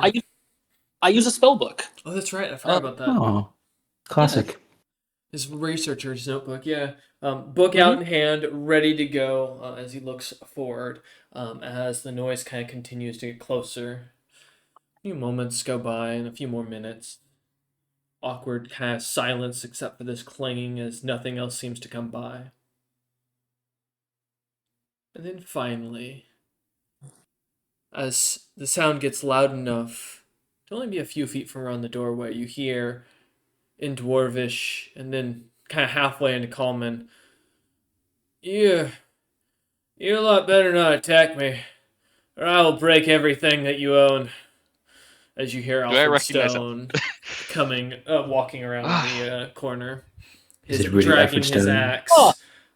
one arm being kind of hanging onto his hip as it's been tied to what is left of his pants that are, as you realize, completely disintegrated except for his belt and then his pink elephant man thong that's got a little like elephant like long nose where you can see his thing basically flapping in the wind with it. I'm His just gonna body blink and I'm is gonna cut hand him the and skull torn. of the. I'm gonna hand him the skull. Before he does that, real talisman. quick, Mm-hmm. I want to verify this is actually Alfred Stone before we hand the fucking demon. Yep. You know what? You're Thing right. fighting. You're right. Oh. Huh. Looks at you. Go ahead. Give me a sense motive, or if you were going to ask something, feel free. No, I'll ask a question and I'll also sense motive. Okay. I'll say, so after you heal up, you want to try and put my head up my ass? And then I'll do sense motive. Okay, roll sense motive. He's going to look at you for a moment. And with an angry sigh go, I'd kill you if I had the strength. But I don't think I can take another step. 25. He seems genuinely willing to kill you right now. Mm-hmm. Be honest, Earl. To be honest, if the demon's faking it, then the demon's got an It honest is pretty hatred good job. towards you. I'll do one last check before I give the all clear, though. I Okay. will use my eyeballs. Look Looking at the corner of at my eyeballs. Oh, looking out the The corner. future sight stiff. I know it's probably risky because it's Alfred That's gonna Stone. I've kill done you this before. I've done it before to him. I think that was the first thing I did to him or something. It's gonna kill you eventually. Give me You a know. fortitude and a will save. All right. Fortitude. Fortitude. And then for the will, I will use Moment of Perfect Mind. Of course, yeah, why not? 22 Dominander and for their sense fortitude. motive. 22, okay. Alright. Ooh, that is a check, by the way, so it's a Yes. 27. No, I understand. Okay. Rolloman, as you look at him, your body goes limp and everything goes dark as you are rushed with so many different variations of a future that it's like saying 1,000 of this variations of the same movie for the exact same scene with a slightly different take where the actor keeps screwing it up in a different way. After a while, your body is starting to feel itself breaking This is and the main beginning to cause character. issues. Yes, as your mind begins, thankfully, to manage to process as much as you can. You're definitely sure this is Alfred Stone. Okay. You've never seen a future so vast, but That just made me unfortunately, think of the OxyClean con. as Raider and James look over at Rollman, as Rollman kind of like blinks a few times, his eyes beginning to glimmer a crystal blue-like color, almost completely covered in this like lyrium almost coloration. He kind of looks for a second as they begin to glow, and then bits of blood begin to kind of almost start to pool a little bit like tears, and then as they start to well falling down his face, Rollman closes his eyes and just falls backwards, dropping unconscious. I think Is- that means you're Alfred Stone. If you're the demon, you've played us at this point. Question. Been wanting meet Mr. Alfredo. Yes, right. As Rollman, James will walk over. what's your Is this question? a magical sleep? I assume it's just shut down, so I assume it's not magical. But if it's magical, I do not go This unconscious. is not magical. This is seems to be a reaction to your brain being overwhelmed. Literally, it's a natural thing. Understood. Yeah, but good Understood. question. I hand Alfred the cocoon of rejuvenation skull for him to crush and reattach his arm with. Looks, It Can't does he not- recast limbs. Can't he not use those? looks at you. I don't know. Looks at I'm you. offering it. Looks So we were told down, last time. down at James, and then looks at you again and goes, "Can't use divine." This was made by Syndra, so I'm not sure if it counts, but okay. Even They're a worse. druid. And he looks at you and goes, I don't have much time left before what's left of this rage drops as he kind of starts to cough a little bit, and you see bits of blood kind of flowing out, and goes, "If you don't heal me, my men have been given the order to kill you and everyone that serves you." I look As he to falls Raider. forward Is your and healing drops. divine? I'm gonna roll a medicine check as well. Go ahead. What's What up, the Ryan? fuck does my healing count as with it being abyssal in nature?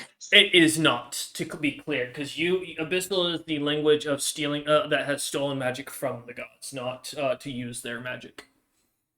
So it should theoretically be able to heal him. Correct. Alright, I got this. Should we reattach his arm first, or will your magic handle that?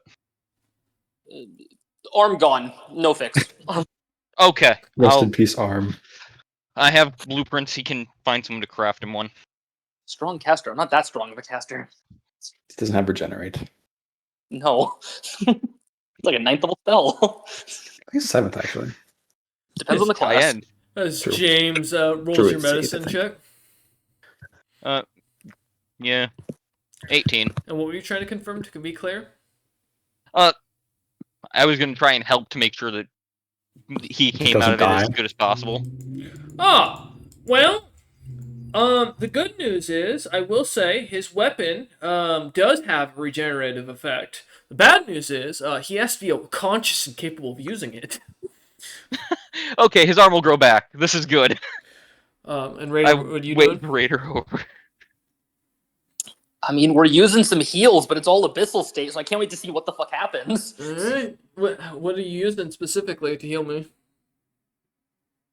Just heal. Okay. The ability. Oh, the ability. The Alright, spell. cool. Yeah, Yeah, as you... normally spell, but in this case. As you lean down, speaking the words, you watch as, and it's 130 HP. You said. Yeah, and I can do it 3 times if needed. Oh, I have the HP capacity. You can fully. That's only gonna be a third. That's barely a third of my HP. No, I'm going until he's conscious because that's what I was Oh, ordered. Yeah. okay. Well then, yeah, one of these casts will get me awake. And keep you As alive, yeah. you lean down and cast the spell on him, he kind of flutters awake with about 20 HP, kind of from the negative he took, and kind of looks at you for a moment as his arm wound kind of closes and stops bleeding for a moment as he looks up. The wounds on his body kind of slowly closing, still slightly bleeding, but no longer causing him direct harm. Rollman's still completely unconscious. Exactly. Alfred kind of looks up for as he kind of like currently is laying face first in the stone and kind of slightly push up with one arm and looks up at you both and kind of stands up and brushes himself off as he goes, "Let's not do that again." I don't ever want to siege another city. I lost most of my lifespan today, and a very good ally. He kind of leans towards his missing arm and kind of goes, "I missed an arm. And I lost one too. I think that demon lost one somewhere down below. I might go try and grab that and attach it onto myself." I wish you luck in that endeavor. If you need something, I do have blueprints for a arm replacement. I've made one before. I'll keep that in mind. With the siege over, I think it's best we keep quiet what we saw here. I think Overall, we state we'll say that it was... you arrived here, saw that Julius was in here, was attacking the innocent. As he kind of nods towards the 3 bodies that have been the 2 bodies have been slain and the exploded individual, and goes, he was killing the innocents, sacking the castle, and at that point had gone maniacal. I wasn't here, and the fortunate sons, all you know is that they took out the supports down below. You didn't see anything other than the giant magical cloud that exploded out. Cracks his neck slightly, and goes, and I think that should cover it. You're the heroes. I get time to rest, and I'm gonna go get what I came for. Alright, as I'll look to Raider. And you, as promised, get to go explore the little under portions. Yes, yes. I go loot vault now. He looks at Raider and goes, if he owes you something from the family's vault, then come with me. That's where I'm going. There's something that I want out of there that you can take anything afterwards from." Hooray! As he kind of like pops his back slightly and like looks over at Rollman. As James will walk over to Rollman and grab the orb and use it, the orb of waking, you get Finally. unconscious. Pull it out of his bag and kind of wake him as Alfred looks back one last time with Raider beside him and goes, "Good work, you two. I don't know what happened to your third friend, but if it wasn't for you and that catfish, I wouldn't have been able to do what I did. Good work." So Carius died saving you. Good to know. "No, he died saving the slaves that were being offered as sacrifices to summon something far scarier into this plane." He'll be remembered. I'll make sure he's marked as a hero. I'll give him a statue for the odds he took on, but he leans his axe back He'll behind. definitely have one. As he leans his axe back behind his or onto his shoulder and looks back at you lot, Alfred kind of nods and goes, "I think hold the city. Once I'm done here, I'll go get rid of the siege at Ruins Hold and figure out what the hell is going on." They're all Goostras. I noticed that. Makes me wonder where they came from, as the demons I killed didn't have anything to do with those creatures. No, from my source, Venkus made another form of deal. I can look into Raider later in return for other secrets. Alfred nods at that and goes, "Sounds agreeable. We'll come up with a cost after this at the feast to celebrate our victory, assuming we all make it." Good luck with that. We'll Um, be here. He I nods think. at we're that. gonna hold the city and try to run some repairs depending on what manpower we have left. We can't leave it looking like it just died, otherwise Mavasi will come Yep. nipping Gotta at make our sure this doesn't get heels. to the dragons as we'll get it to them as slowly as possible. They'll find out eventually, but He nods at that. He goes, "Well, I'll send word back from the Kingsmoot, if you will. Once I hear what's come of it, I I appreciate the help, gentlemen." Mhm. He gives a light if it bow. goes well, some reinforcements would be greatly appreciated. Was I We not have a lot enough of for you? for holding the city. Nods at that. He goes, "If any of my men are left, I'll leave them behind with you lot. I don't think I'll need them given what I'm going to be picking up here."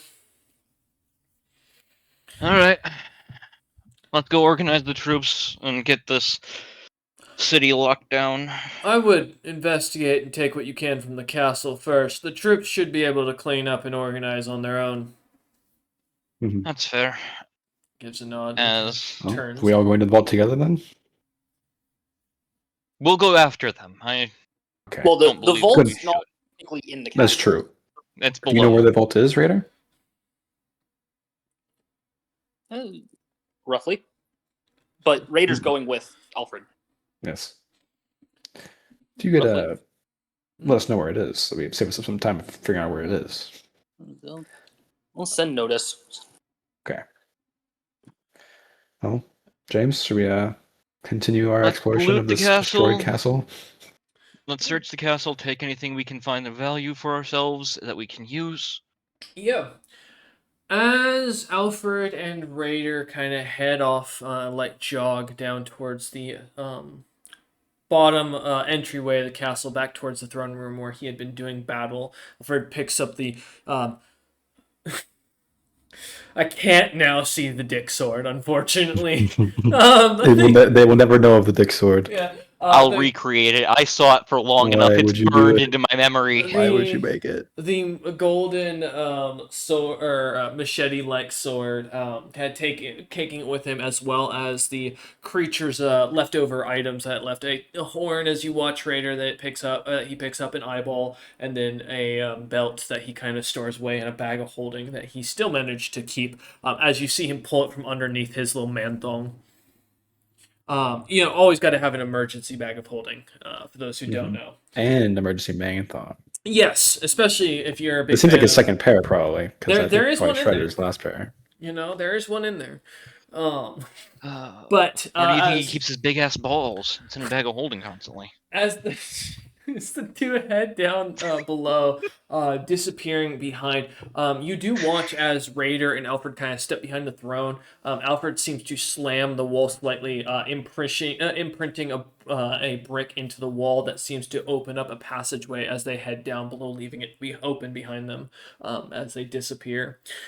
As James and Roman, as you start to look around, give me a search or a spot check as you start to kind of explore the I'll castle. give in you the a meantime. search.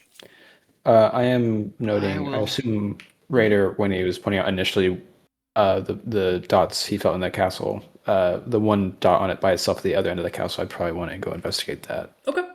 I will say, do you remember? Oh, yeah, because you were conscious. Raider did mention that there were no more sources of magic, so Yes, but I'm going to still investigate that spot anyway. that's I will fair. buff myself a little bit before doing my spot check. That's fine. 14. 14. Then I have a plus that for these. Okay.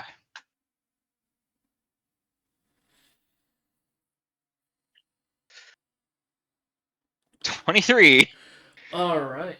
As the two of you kind of start looking around room to room, James, between you and Roman, no worries. To the peanut gallery. As the two of you start kind of going room to room, looking around, there are massive ballista that were prepared in some of the corner towers as you walk past. Each one looked to be masterworks of almost the +3 variants. These are beautifully crafted. Someone was a master siege engineer that made these. There's no signature though, which is certainly very perplexing to you as you look about every piece of equipment around. You find a room with what looks to be an armory for the royal guard with multiple sets of heavy bronze and iron plate and little bits of adamantine and cobalt mixed into them. Very minute, but there is some in there. Each of them seems to be around the +3 variants as well. You'd guess around about 14, 15 sets.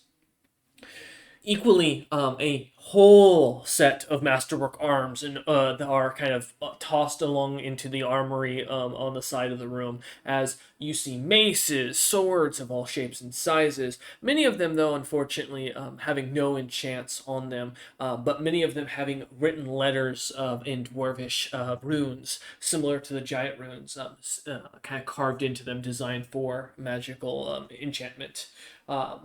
Nothing though that catches your attention immediately as legendary, but each of these items you're pretty sure would be worth a fief on its own. As you kind Well, of I have dig my around. badges of office. I'll just have to do some reworking. Yeah. As you continue to dig around, you do also find one of the back nobleman's rooms. Although you're not sure what noble was staying here at the time, someone left behind a really large trunk that is one of the ones that's like a bag of holding. Is an unlimited storage from what you can tell, but you're unsure what's in it, though it is heavy. You've heard stories of these chests being found in or in ancient dungeons and tombs where they could have any enormous amount of artifacts and powerful items that you can't sense from them. All the way down Let's flip it to upside down. tons of coin. Not inside. That'll fucking cause problems. Yeah, I think you they just upside kind down of. at all would be bad. I I said it was a imagine. joke. No more. James kind of sees this. Roland makes the joke and kind of like puts his own lock on it. James kind of puts his own lock on it and just kind of marks a note for himself for later to come back for it. We'll use this for storing the stuff that we found, yeah, because we can pull out what we know is in there for sure. Otherwise, we're not touching this. I Right will now. say you do find a bunch of beautiful noblemen's attire that made of the finest silks and cloth-like Do they materials. look like they're Rock in my heap. size? They are all medium, and you guess there isn't an outfit in here worth less than 1 to 3 million gold pieces. They are I either finally can update my attire. they are either made of infernal spider silk or rock heap mithril silk. Oh God, Jesus! Yeah. James slowly putting those in the bag. And they do not have a merchant sigil, as James quickly looks in to make sure there's no one important of note like that would have branded these. Yeah, clothes. I mean, R.I.P.. if there's No. anything like a house sigil or something, I Sadly. know I'll have to tailor it off. Sadly, they are unmarked. Gladly they are unmarked. Rather. Gladly. That means I can apply a marking later. As you kind of head down, though, all the way to the other corner of the castle, looking where Roland had noticed, Raider had noticed the magical presence. Roland kind of looking high and low through the mini ballista, kind of set in the wall turrets, kind of looking around any of the shadowy corners in some of the crates. You see him picking up like bolts, even though, I mean, you can almost see through the tube, but just to make sure someone's not like hiding in the bolts, you never know as he kind of shakes them about, moving them. There's nothing here, Roland. I'll use the last 2 charges of my scout headband to have seen visibility for 10 minutes as well. Thankfully, still nothing here. However, Cool. that does give you something. As Yay. you and James are kind of a little disappointed, Roland. You didn't find anything, but James is like grinning ear to ear for all the valuables. Oh, he was things saying some found. big numbers about millions and stuff, so it's Yeah. probably pretty good. I mean, it's a good payday, right? And you saw some cool swords that would make great additions to your collection. great for practice future items. swords. Yeah. You do see as you walk down the hallway back towards the throne room, a long wall that seems to be just filled with paintings of like Uthgarm's ancestors and like cheap replicas of the magic items they show in the paintings. There's a slight bit more space between 2 of the paintings that look to be very old, and I mean they're dwarves. You don't care who they are. They're depicting some battle between some like dark black shadow that's poorly designed, and it looks like any other epic storyline painting. Small guy with a giant glowing light behind him fights giant shadowy monster that's about to engulf him.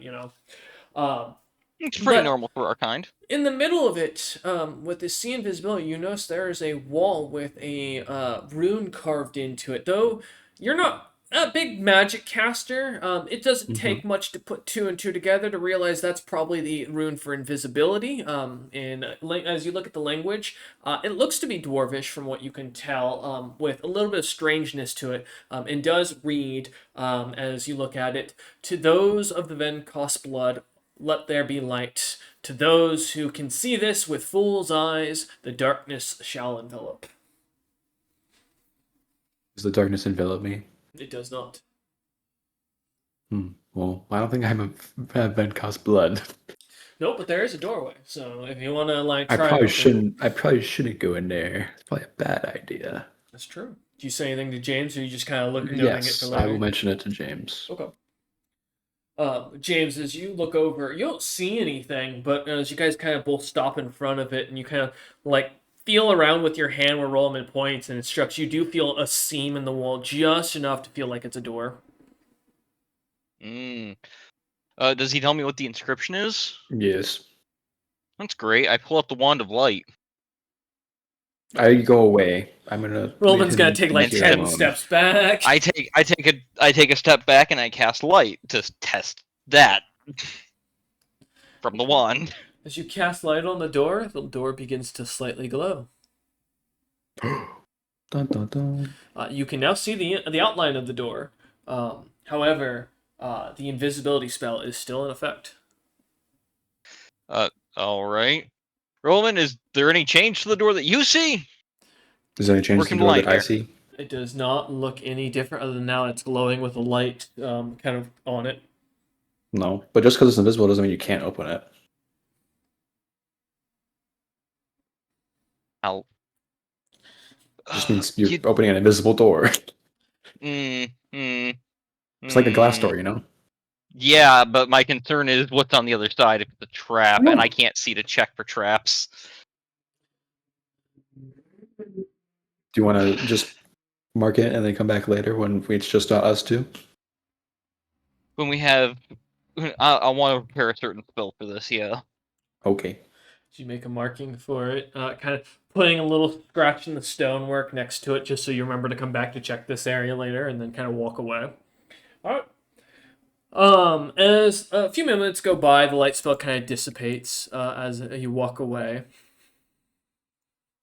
Sorry, someone just PM'd me something really funny.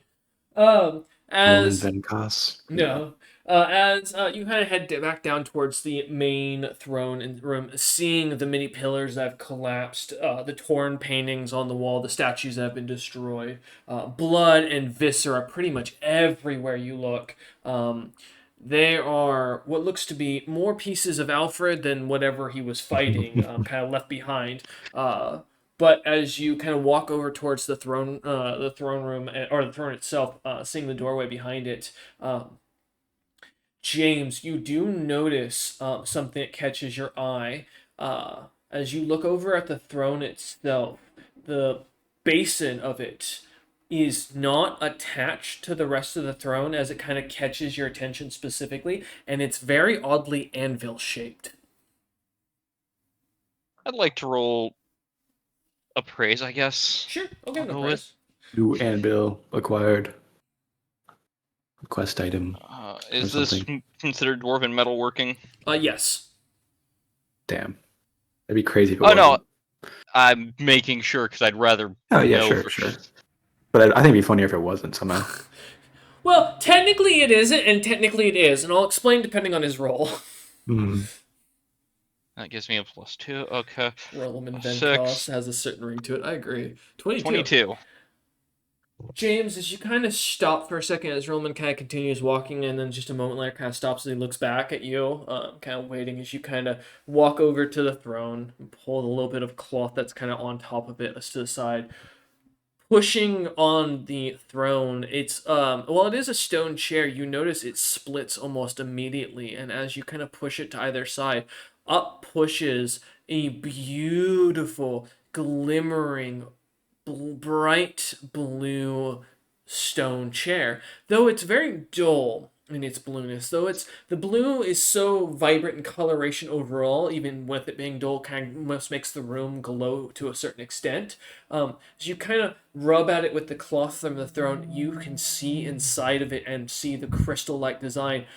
This matches what you remember from the books of the old dwarven anvils. Their personal forges and anvils from the Demon Wings Mountains when the dwarves first were settling. This, as you guess as you kind of look about, kind of wipe further, as you recognize, is the original Venkos forge and anvil. As you kind Well, of then, Cos, with where we are, it could also be the Morn No, this is Slayer. I'm telling you this is the Oh, okay. actual House Venkos personal anvil from their forge. And as you look at it is actually a magic item that is a forge all in one. Kind of taking a look at the anvil, it is a large chunk of blue lyrium mixed with something you don't recognize for a metal ore that seems to kind of glimmer within almost in a silvery coloration. The Good. No, continue. Okay. James is just a little bit in awe at history at the moment. The bottom of it, while it's kind of shaped like a anvil at the top, is about 3 feet in height, very thick and wide, about almost 2 feet back thick to the back, and about 3-ish feet from the tip of it to the back end of it. The bottom of it seems to be thickened out like a almost dug out forge into the design to allow one to not only put a fire into the very base of the whole anvil itself, but it also has a full forge in the right above it that seems to glimmer slightly with, even now as you put your hand near it, a slight warmth, recognizing the original sigil of the Venkos, which was not the one that the crowned design, a royal design they have come up with, recognizing a foreign, more a foreign design to it that looks more like a single weeping mountain with demonic wings kind of attached, kind of carved into the anvil itself. This is one of the ancient relics of your people. And That's a now, cool anvil. yes, it's one of the first ones that the Snowbeard kind ever made. Or found. Or both. Or, yeah. Made found. So that make it like really Obtained. ancient, right? Yes, and there was one for each of the ancient clans. This one is the original Venkos one. Wow. As you look down at Rollman, and you do know some Dwarvish at this point Yeah, for yeah. writing wise, and you're pretty sure that has a D in it, which the Venkos doesn't have a D in its name. It's Venkasasc or ZS, depending on the variation. Which is why I'll also say James said Vendkos, not Yes. Venkos. Yep. Yeah, you can see how time has changed since then. Doesn't he look like the Well, Venkos symbol? that's because it's their true symbol. I'm guessing this one's a bastardized version. There was probably internal strife at some point. Well, I guess it is yours now, James, the conqueror of. I have a question due to how these old artifacts tend to work. Does it feel like there is something in that anvil? Well, I'm going to tell James from his own experience of crafting items that anytime you've made something powerful, something usually climbs into it. So either there's something inside of it, or there's a lot of some things, or even worse, it's waiting for something. You don't know. Based on your appraise check, you can give me a spellcraft check though if you want to try it and figure it out. Does this anvil look like it's been used in a while? Other than for a royal chair, no. As you can see, the top of the anvil has a butt imprint in it. 19. Wow. 19. Yeah, James, you're unsure. I'll have to have a better Yeah. look at this later. Does it look like we can actually move it, or is it seated to the... It has pushed itself up. So to be clear, when you push the throne to like split it in half, it seemed to like naturally almost rise from a not a spring contraption, but some sort of contraption that seems to pivot it upwards with less pressure. The anvil itself does not look to be sat on something or like stuck in place, but rather like mounted into something. So you're pretty sure if you could pick the thing straight up, you could probably take it out. That being said, its weight is 6,000 pounds. I can lift it! I can't move once I lift it! So Good that's Snowberian construction. I can't walk afterwards, but I can hold it up. as you realize, it's definitely designed in the old way for thieves. Of hey, you'll It's get caught too red-handed heavy. with it, but You can you'll pick it up. you can hold it. You're Yeah. not going anywhere. Yeah. But as you kind of note this, you're pretty sure if you pushed it back down, it would kind of disappear back in and look back like a throne. I'll do that for right now. Okay. You see James kind of climbs on top of it, and as he can't really push down as he tries. The weight doesn't seem to be enough force, and as he finally like kind of climbs onto it and like slams his ass down onto it, the thing slightly jerks, and you can feel it slightly move for a second, like the thing contraption's kind of sputtering, and it starts to slowly descend. Takes an It got stuck. uncomfortable 5 seconds or so before James is finally back I'm just towards the smiling, ground. leaning on my sword. Yeah. I'm gonna ask, did I break something? You did not. You as it seems to fit back into place as you kind of push the chair. It's an old contraption that has not been used, and you're sure it's probably been a generation or two. Well, James, if that does have somebody in it or something, I'm sure they're not amused in how you've put it back in place. I'm pretty sure they're not amused that the Venkos were using it as a goddamn ass cushion for a while. Yeah, that too. It also doesn't look that very comfortable, I'll be honest. James, your ass is both cold and sore from landing on it. You can confirm it's not comfortable. Huh, did it upgrade my arm? It did not. Upgrade, but You know, I was hoping for the baboon ass upgrade, it's unbreakable. and sunlight turns bright red. It's a sign of what's coming.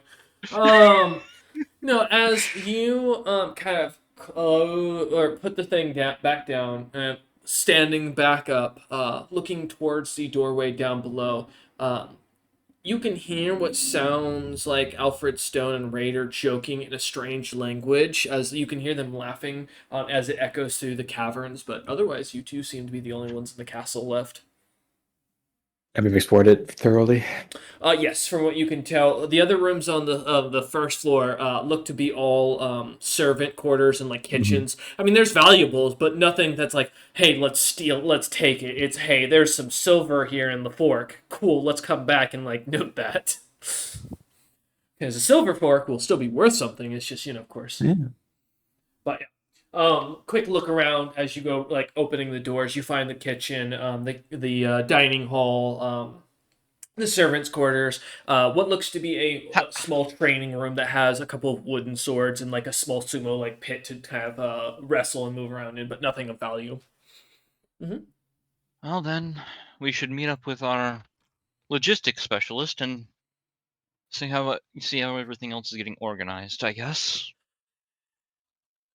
I had to step away from my notes, so I do not remember his name at the moment. I Oh, it's apologize. Zyrix. I wrote it down. Thank you. Yep. I have a battle notes. Hey, perfect. Kind of important.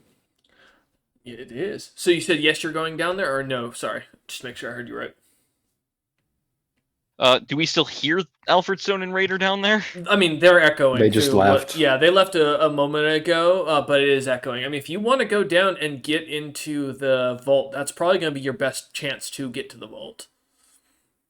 Well, we've already got everything we can from up here marked and locked for us. We can go down, and the mercenaries said they wouldn't be entering the castle until we gave the all clear. So correct. All right. Let's go.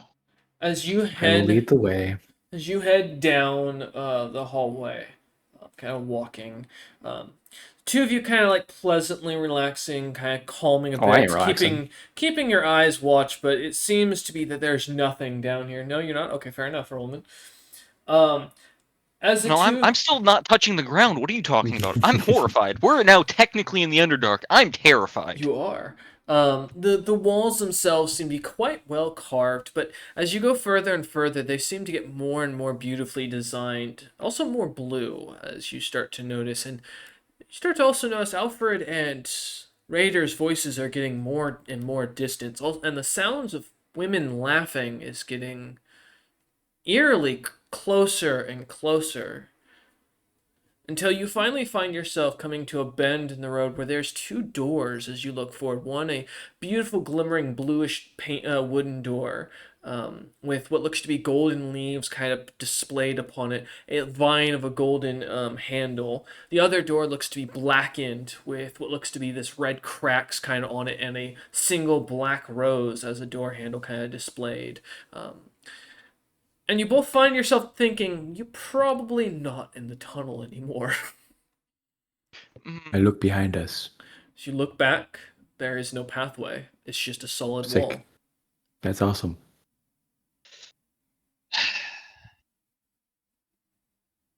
Well, we can only press Does it ahead, I feel guess. do I feel like I'm under a mental effect right now? You do not, but you do feel weird tingling like you're not on the same plane anymore. Interesting. Well, James, which door? This seems there are only two options.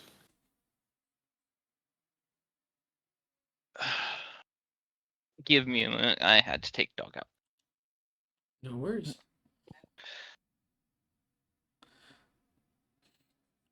Give him a second as Raider types up something as a hope and a help and a plan. Welcome to playing of butlers, James. Yeah. Oh no.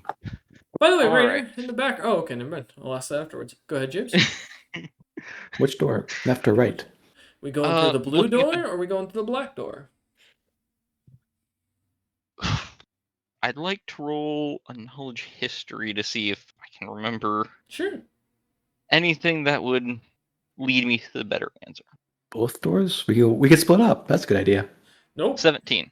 You no idea what's Me going no. on, James. You've never seen these doors. You have no idea of anything of this implication. Although the creepy women's laughter kind of reminds you of sounds of a cheerful gathering of ladies, often like restaurants and such, or like a book club. You said creepy women's laughter? I That said also reminds me of I said it hags. sounds creepy because because you hear women's laughter. Oh. Imagine you're in a tunnel and then you suddenly hear a bunch of women laughing, even if it is cheerful. I'm gonna be honest. If you're not terrified, I don't It's know like what's rings wrong around with the you. rosy. Yes, exactly. So, Well, well, shit. blue Which or door? black? If Do you I don't see any choose soon, design I'm gonna difference pick a between the door. doors? What's up, James? Do I see any design difference between the doors? Yes, I described them. They are both different. I missed it because I had to take dog out. I apologize. Can I The have it blue again? one, the blue door, the door made of blue wood. It seems to have golden leaves, kind of imprinted into it, as well as a golden vine for a handle. Um, the other one is a black door with reddened cracks, almost like a deep rubyish color of red, and a black rose handle.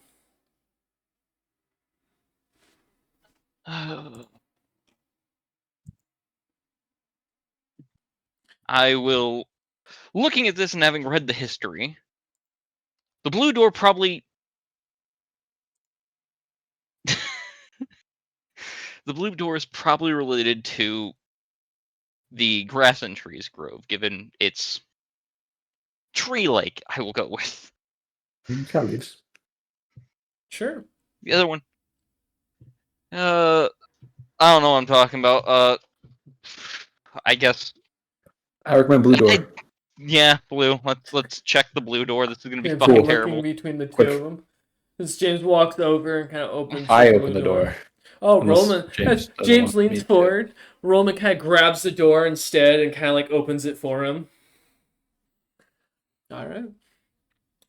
Roman, as you hold the door open, James, as you stand at the entrance looking in, you see Fradishin in a beautiful glimmering blue dress. I close the door. Laughing and fucking sitting there in a beautifully blue ice chair with a gorgeous silken cushion.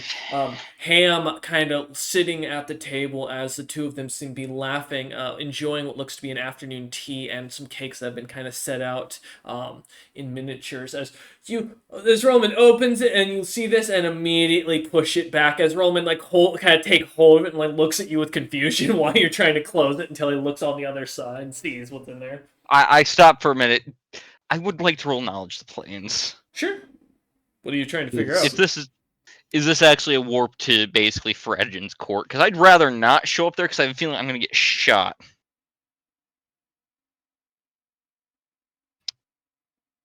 I had a question as well. Yeah, what's your question? Does the laughter that Frisian have match one of the voices of the cheery laughter from before we opened the door? Yes. Hmm. There's Uh, two women behind these doors. My guess. 8. And what are you trying to gather from the knowledge of this plan? You said if this is actually her. You said. Yeah, if I step through here, is this just going to her plane? Oh, bro, you're pretty sure with an 8, you're already in her plane. This is just a Well, courtesy of her putting on like a grand entrance for you, Can I basically. check the other door? She looks question. back at Roland. Before you opens it, I'm gonna say, based off of that being one of the laughters, this is just a guess, but this can be another influential woman who has their own plan or something. Could this potentially be, I don't know, Ella Agbo or something? Ella Ugbo, Lady Svant. It could be one of the two. Lady Vaunt, that's another good guess. Svant. Svant. Rolling. As Frasian It's gotta looked be in it. over I said at the V. James and goes, "Excuse me, gentlemen. It's rude to keep your lady waiting." James will slowly look at her, look at Rollman, check the other door. Oh, Please. no. You too, young man. As we'll walk Alrighty out, then. James will walk in. Are you following Roman or no? Yeah. Okay. You follow behind James. The door kind of closes behind you as both you guys step into the beautiful icy blue castle that glimmers with light. It's a little chilly as you kind of step in. Ham looks to be all dressed up in a little bow tie, a nice suit.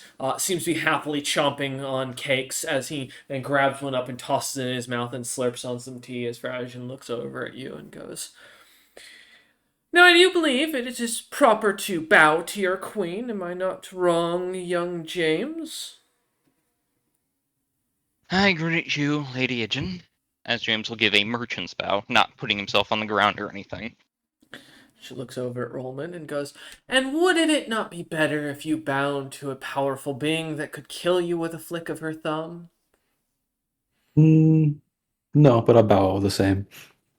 She gives a polite smile and a light giggle at that.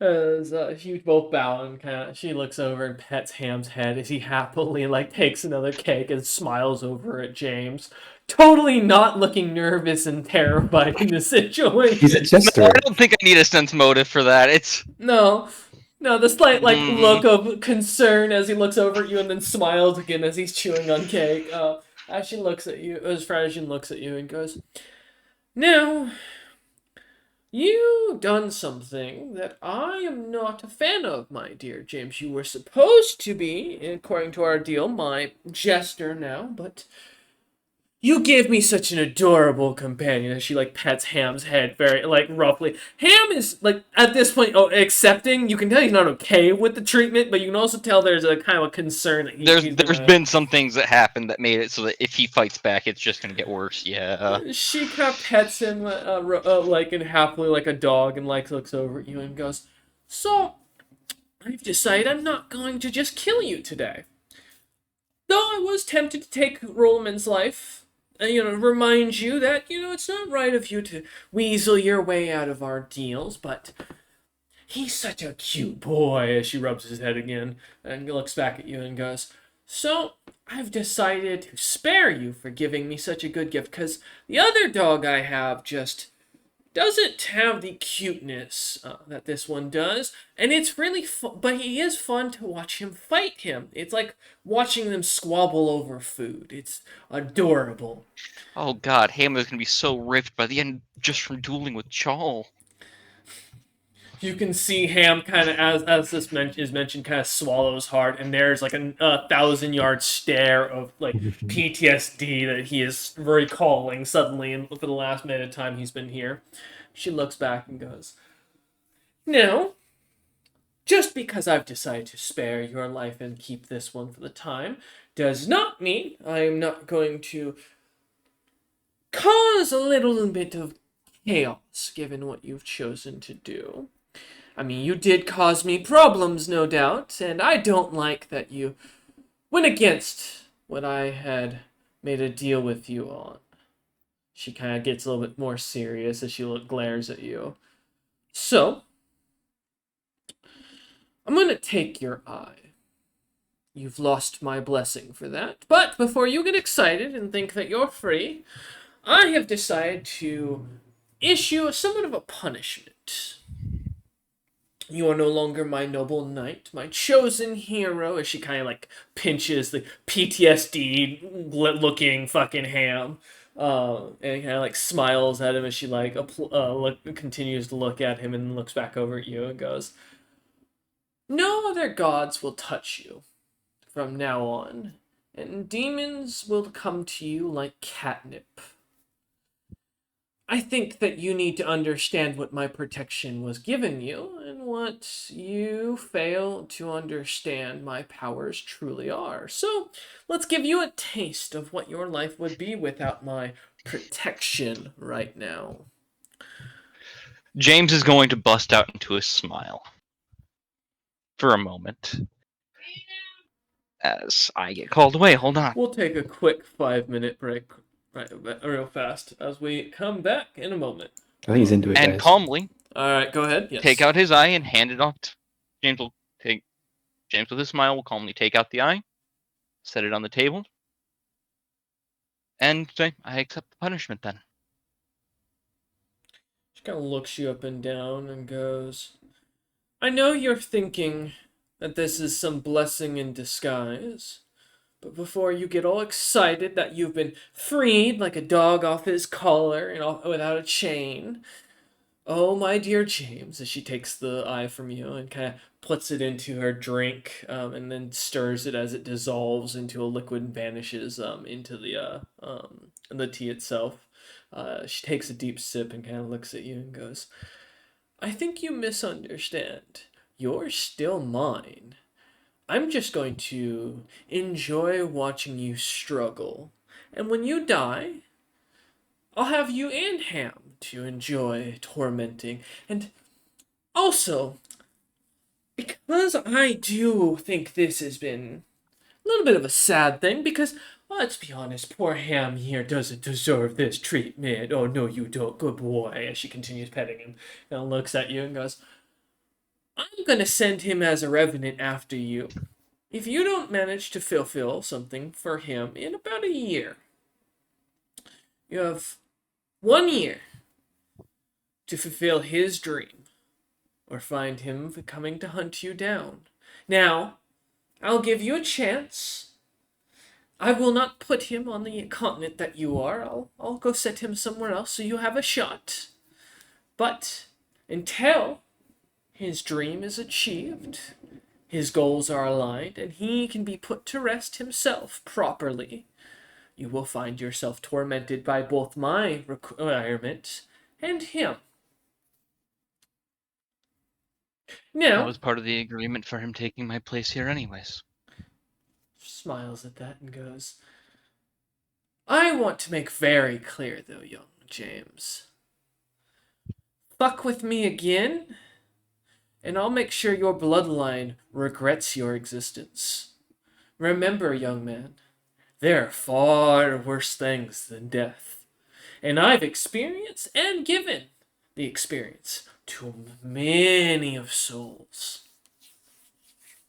Do you understand me?" As she glares at you. You suddenly see Ham kind of turning into his enraged form as his body starts to expand, and this horrific looking armor kind of sprouts out of his body as a demonic, evil frost demon dog kind of glares down at you, breathing heavy as I the ice understand. kind of turns into spikes. She smiles. James at will that. respond with the coldest, "I understand."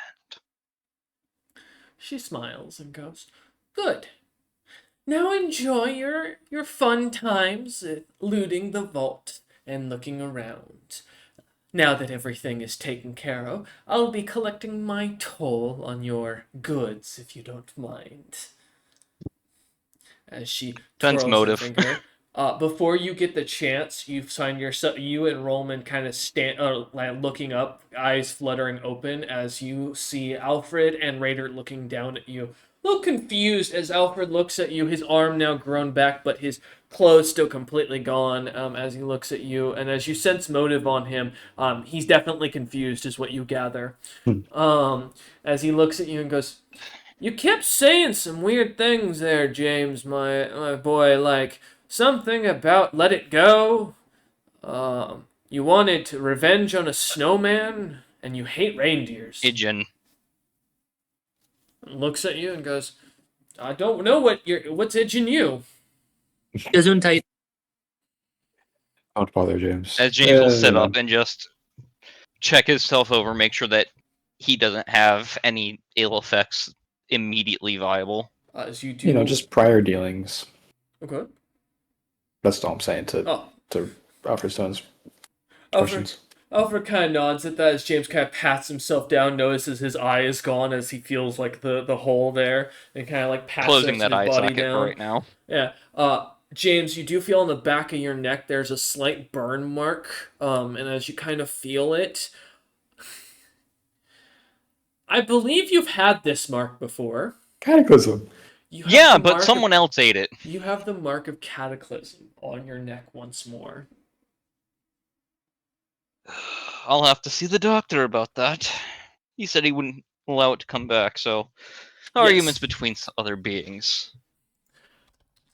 As you kind of say this, Alfred kind of looks between the two of you and goes, "Well, anyways, this is the vault we were talking about." As he points over, and you look at this 3-story tall, fucking massive metal structure that has a huge, intricate, magical device that James, just looking at, you're drooling from the intricacy of each of the parts that were designed. This thing is a masterwork amongst masterworks, an ancient relic of perfected mechanical engineering and smithing. As you take a second, and looking inside is a long hall filled with vast hordes of just gemstone coins on pyramids, basically stacked up to near the roof of this thing. Along the center of it are artifacts that are kind of set on pillars. You notice 3 of them are completely missing with no signs of what they were as you both look over as Alfred points in direction and goes, "Take what you want. Me and the young lad here got what we want. We're gonna go up to the top and squirrel our way out of here before we're noticed." That's fine. Would you mind sending a message for me? I'm not exactly a courier, but I can maybe offer some assistance. I'm just asking because you are one of the few people I feel won't get stabbed immediately upon sending this message. If not, don't worry. He nods. Send a message to the Primordial Imperium. I've technically completed my end of the deal. He shrugs and goes, "I can let a courier know to send a letter." Fine. Looks at Raider, gives a nod, and looks both back at Rollman, and gives him a hand out to help him up to his feet. Looks at Rollman in the eye as he does, and smiles at him and goes, "When you're strong enough, we'll have our bout."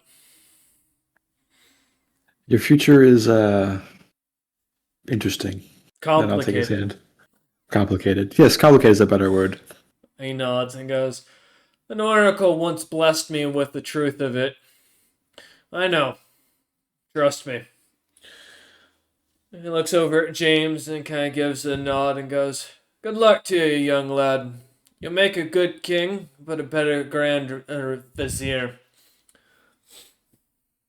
And he turns. That's and the starts, plan for the moment. As he turns and starts to walk away with Raider behind him. Alfred, Stops, looks back at you and goes, "Yes." you're welcome, by the way, for sending you to the islands. It made you stronger. He sighs very deeply and kind of closes his eyes for a moment. He looks at you and goes, "I don't have any energy yet left, but I still have a scroll of banishment. Don't test me." Okay. As he turns and continues walking off. As Raider and him disappear into the tunnel, kind of James head. is currently able to still at head height, same head height, slaps the back of Rollman's head. Wow. The fuck were you thinking? Look, I think we've turned less into enemies and more frenemies now. It's respect. That's what you got. No. That's why we're frenemies. We're still enemies, you know. As As I turn to walk into the vault. Yeah, as you do, looking in there, you see about four artifacts kind of set on pedestals, still available as you kind of head kind of all the way to the back of the vault. As you kind of look around, though, kind of looking through the coin just to make sure there's nothing buried underneath. Um, Oh no, I brought the bag of coining for this, and it oh, goes. All right.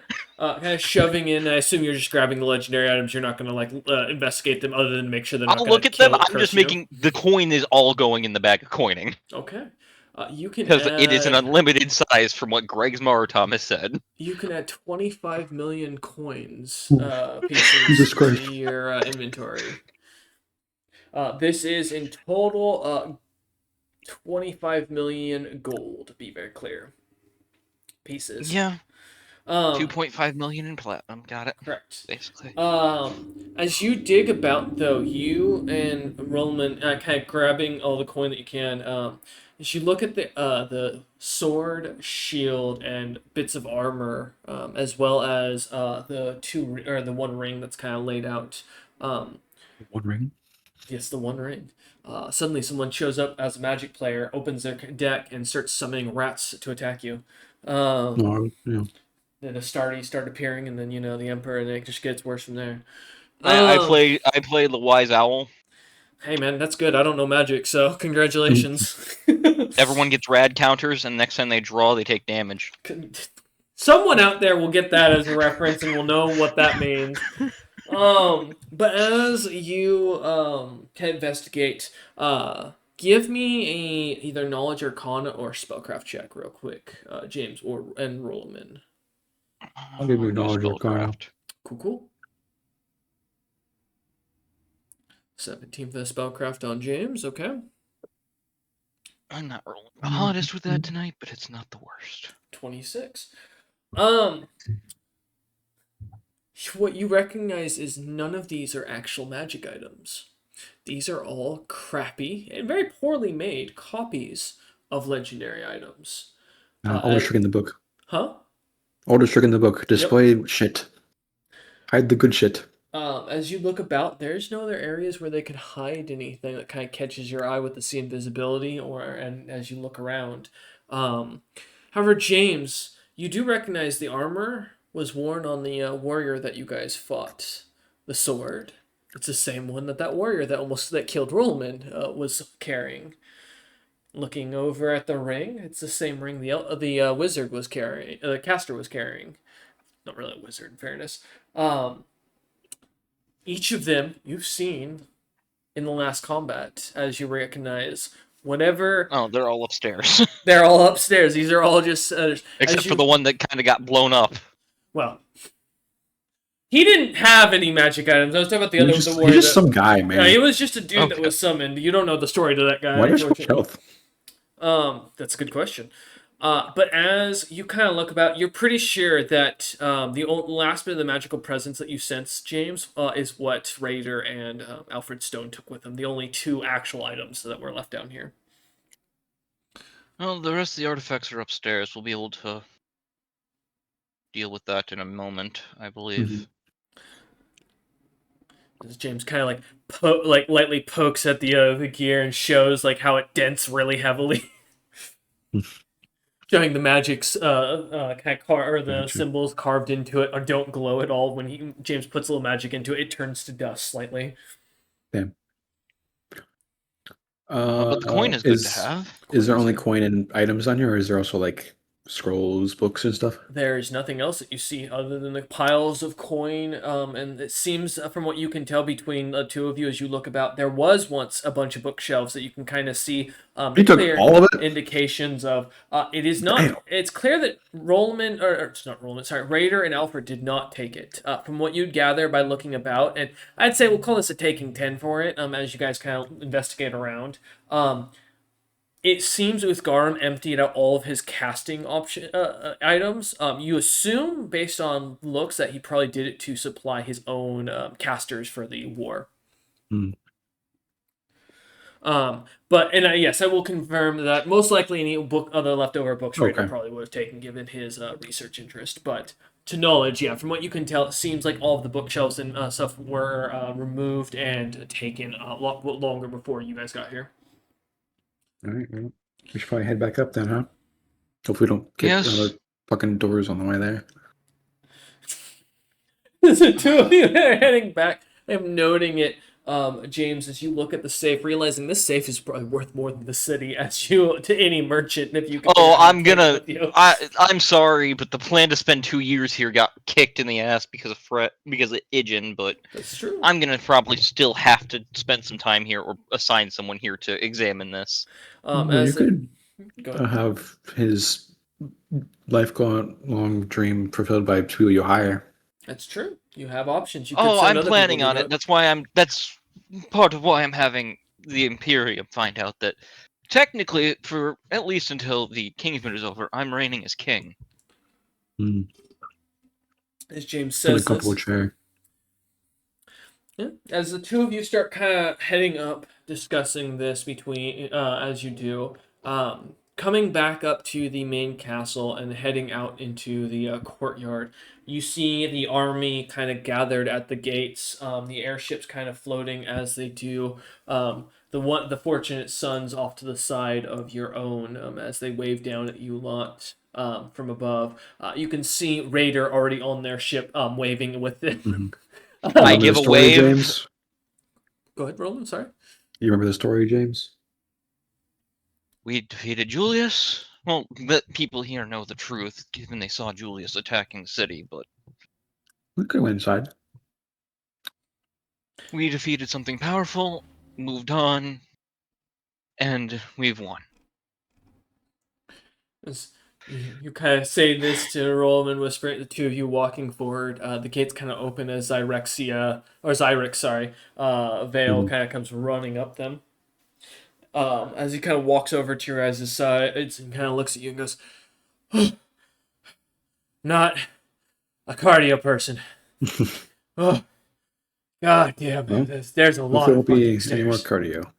You know, it's a I bit. don't think we'll need to be running around as much. Just have to secure the city and hold it till the Kingsmoot's over. The army is expecting a speech for your success." And he looks at James. The fortunate sons have confirmed the death of Julius, and Alfred Stone has left the city unnoticed, thankfully. Um, I've been filled in kind of what's going on. I know that you guys killed Julius, apparently. He had a second form inside. Yes, it It's was nasty. I troublesome, nearly but died. He nods and goes, "Well, that's good to hear. The troops will probably want to hear all about it once the party starts, but for now, it's customary to give a speech afterwards to let the troops know what they're going to do and congratulate them. So, um, as I've, James will touch his neck to make it look like he's activating something to make him speak louder. yeah, he kind of looks at you and goes, I have a bunch of notes, but to be honest, I think you're going to be better at just kind of coming up with this on your own. So, good luck as he kind of stands off to the side. Well, but anyways, it's one hell of a speech, James. Hopefully, I'll all the roll a practice on the diplomacy ship will check, help. activating friendly face, and every bonus I can. Mm-hmm. Maybe your words actually matter as well, not just the roll. Oh, wow. Oh my god. All right, now can you back it up, James, with something smartly said? Take a second, breathe, think, collect your thoughts. Gentlemen. I don't even know if there's women. I'm not even going to play it off. Everyone's here is getting it. We have been victorious. Julius' second form inside that was wreaking havoc has been destroyed. With the help of the fortunate sons collapsing the floor out from under some other plannings that were happening, we have managed to take the city. We have won this day. And it is thanks to you and all who have fought. As James shouts this, the crowd kind of catching this as they do. They seem to roar in cheers as James shouting out James and the Ironheart Merchant Company's names as clanging of swords, spells go off exploding in the air, and the sounds of the victory resonated throughout the entirety of the town, or the city itself. As morning turns to afternoon and the party takes a moment to finally establish and kind of collectively create a strategy to reinforce the town, find the local dissenters, and call upon reinforcements to help rebuild and reinforce. Time goes on throughout the day as hours pass as the night comes forth. And as the evening comes, a party is kind of expected to be held. And as James and Roman kind of gather with the rest of the troops inside the courtyard of the castle itself, many of those who didn't get the unlucky draw of being sent on foot patrols joining in upon the celebrations as the drinking and cheering kind of begin to happen even before the official dinner is called for. And as the night begins and the troops begin to gather, that's where we're going to end session today, picking up next session with the actual dinner itself. As James and Roman begin to see many soldiers and mercenaries that, for the first time, they're getting to meet from those that they hired. And as the eating and drinking commence, two oddly strange figures begin to make their way towards you. Thank you all for watching. We hope you enjoyed, and with that, we will see you all next time.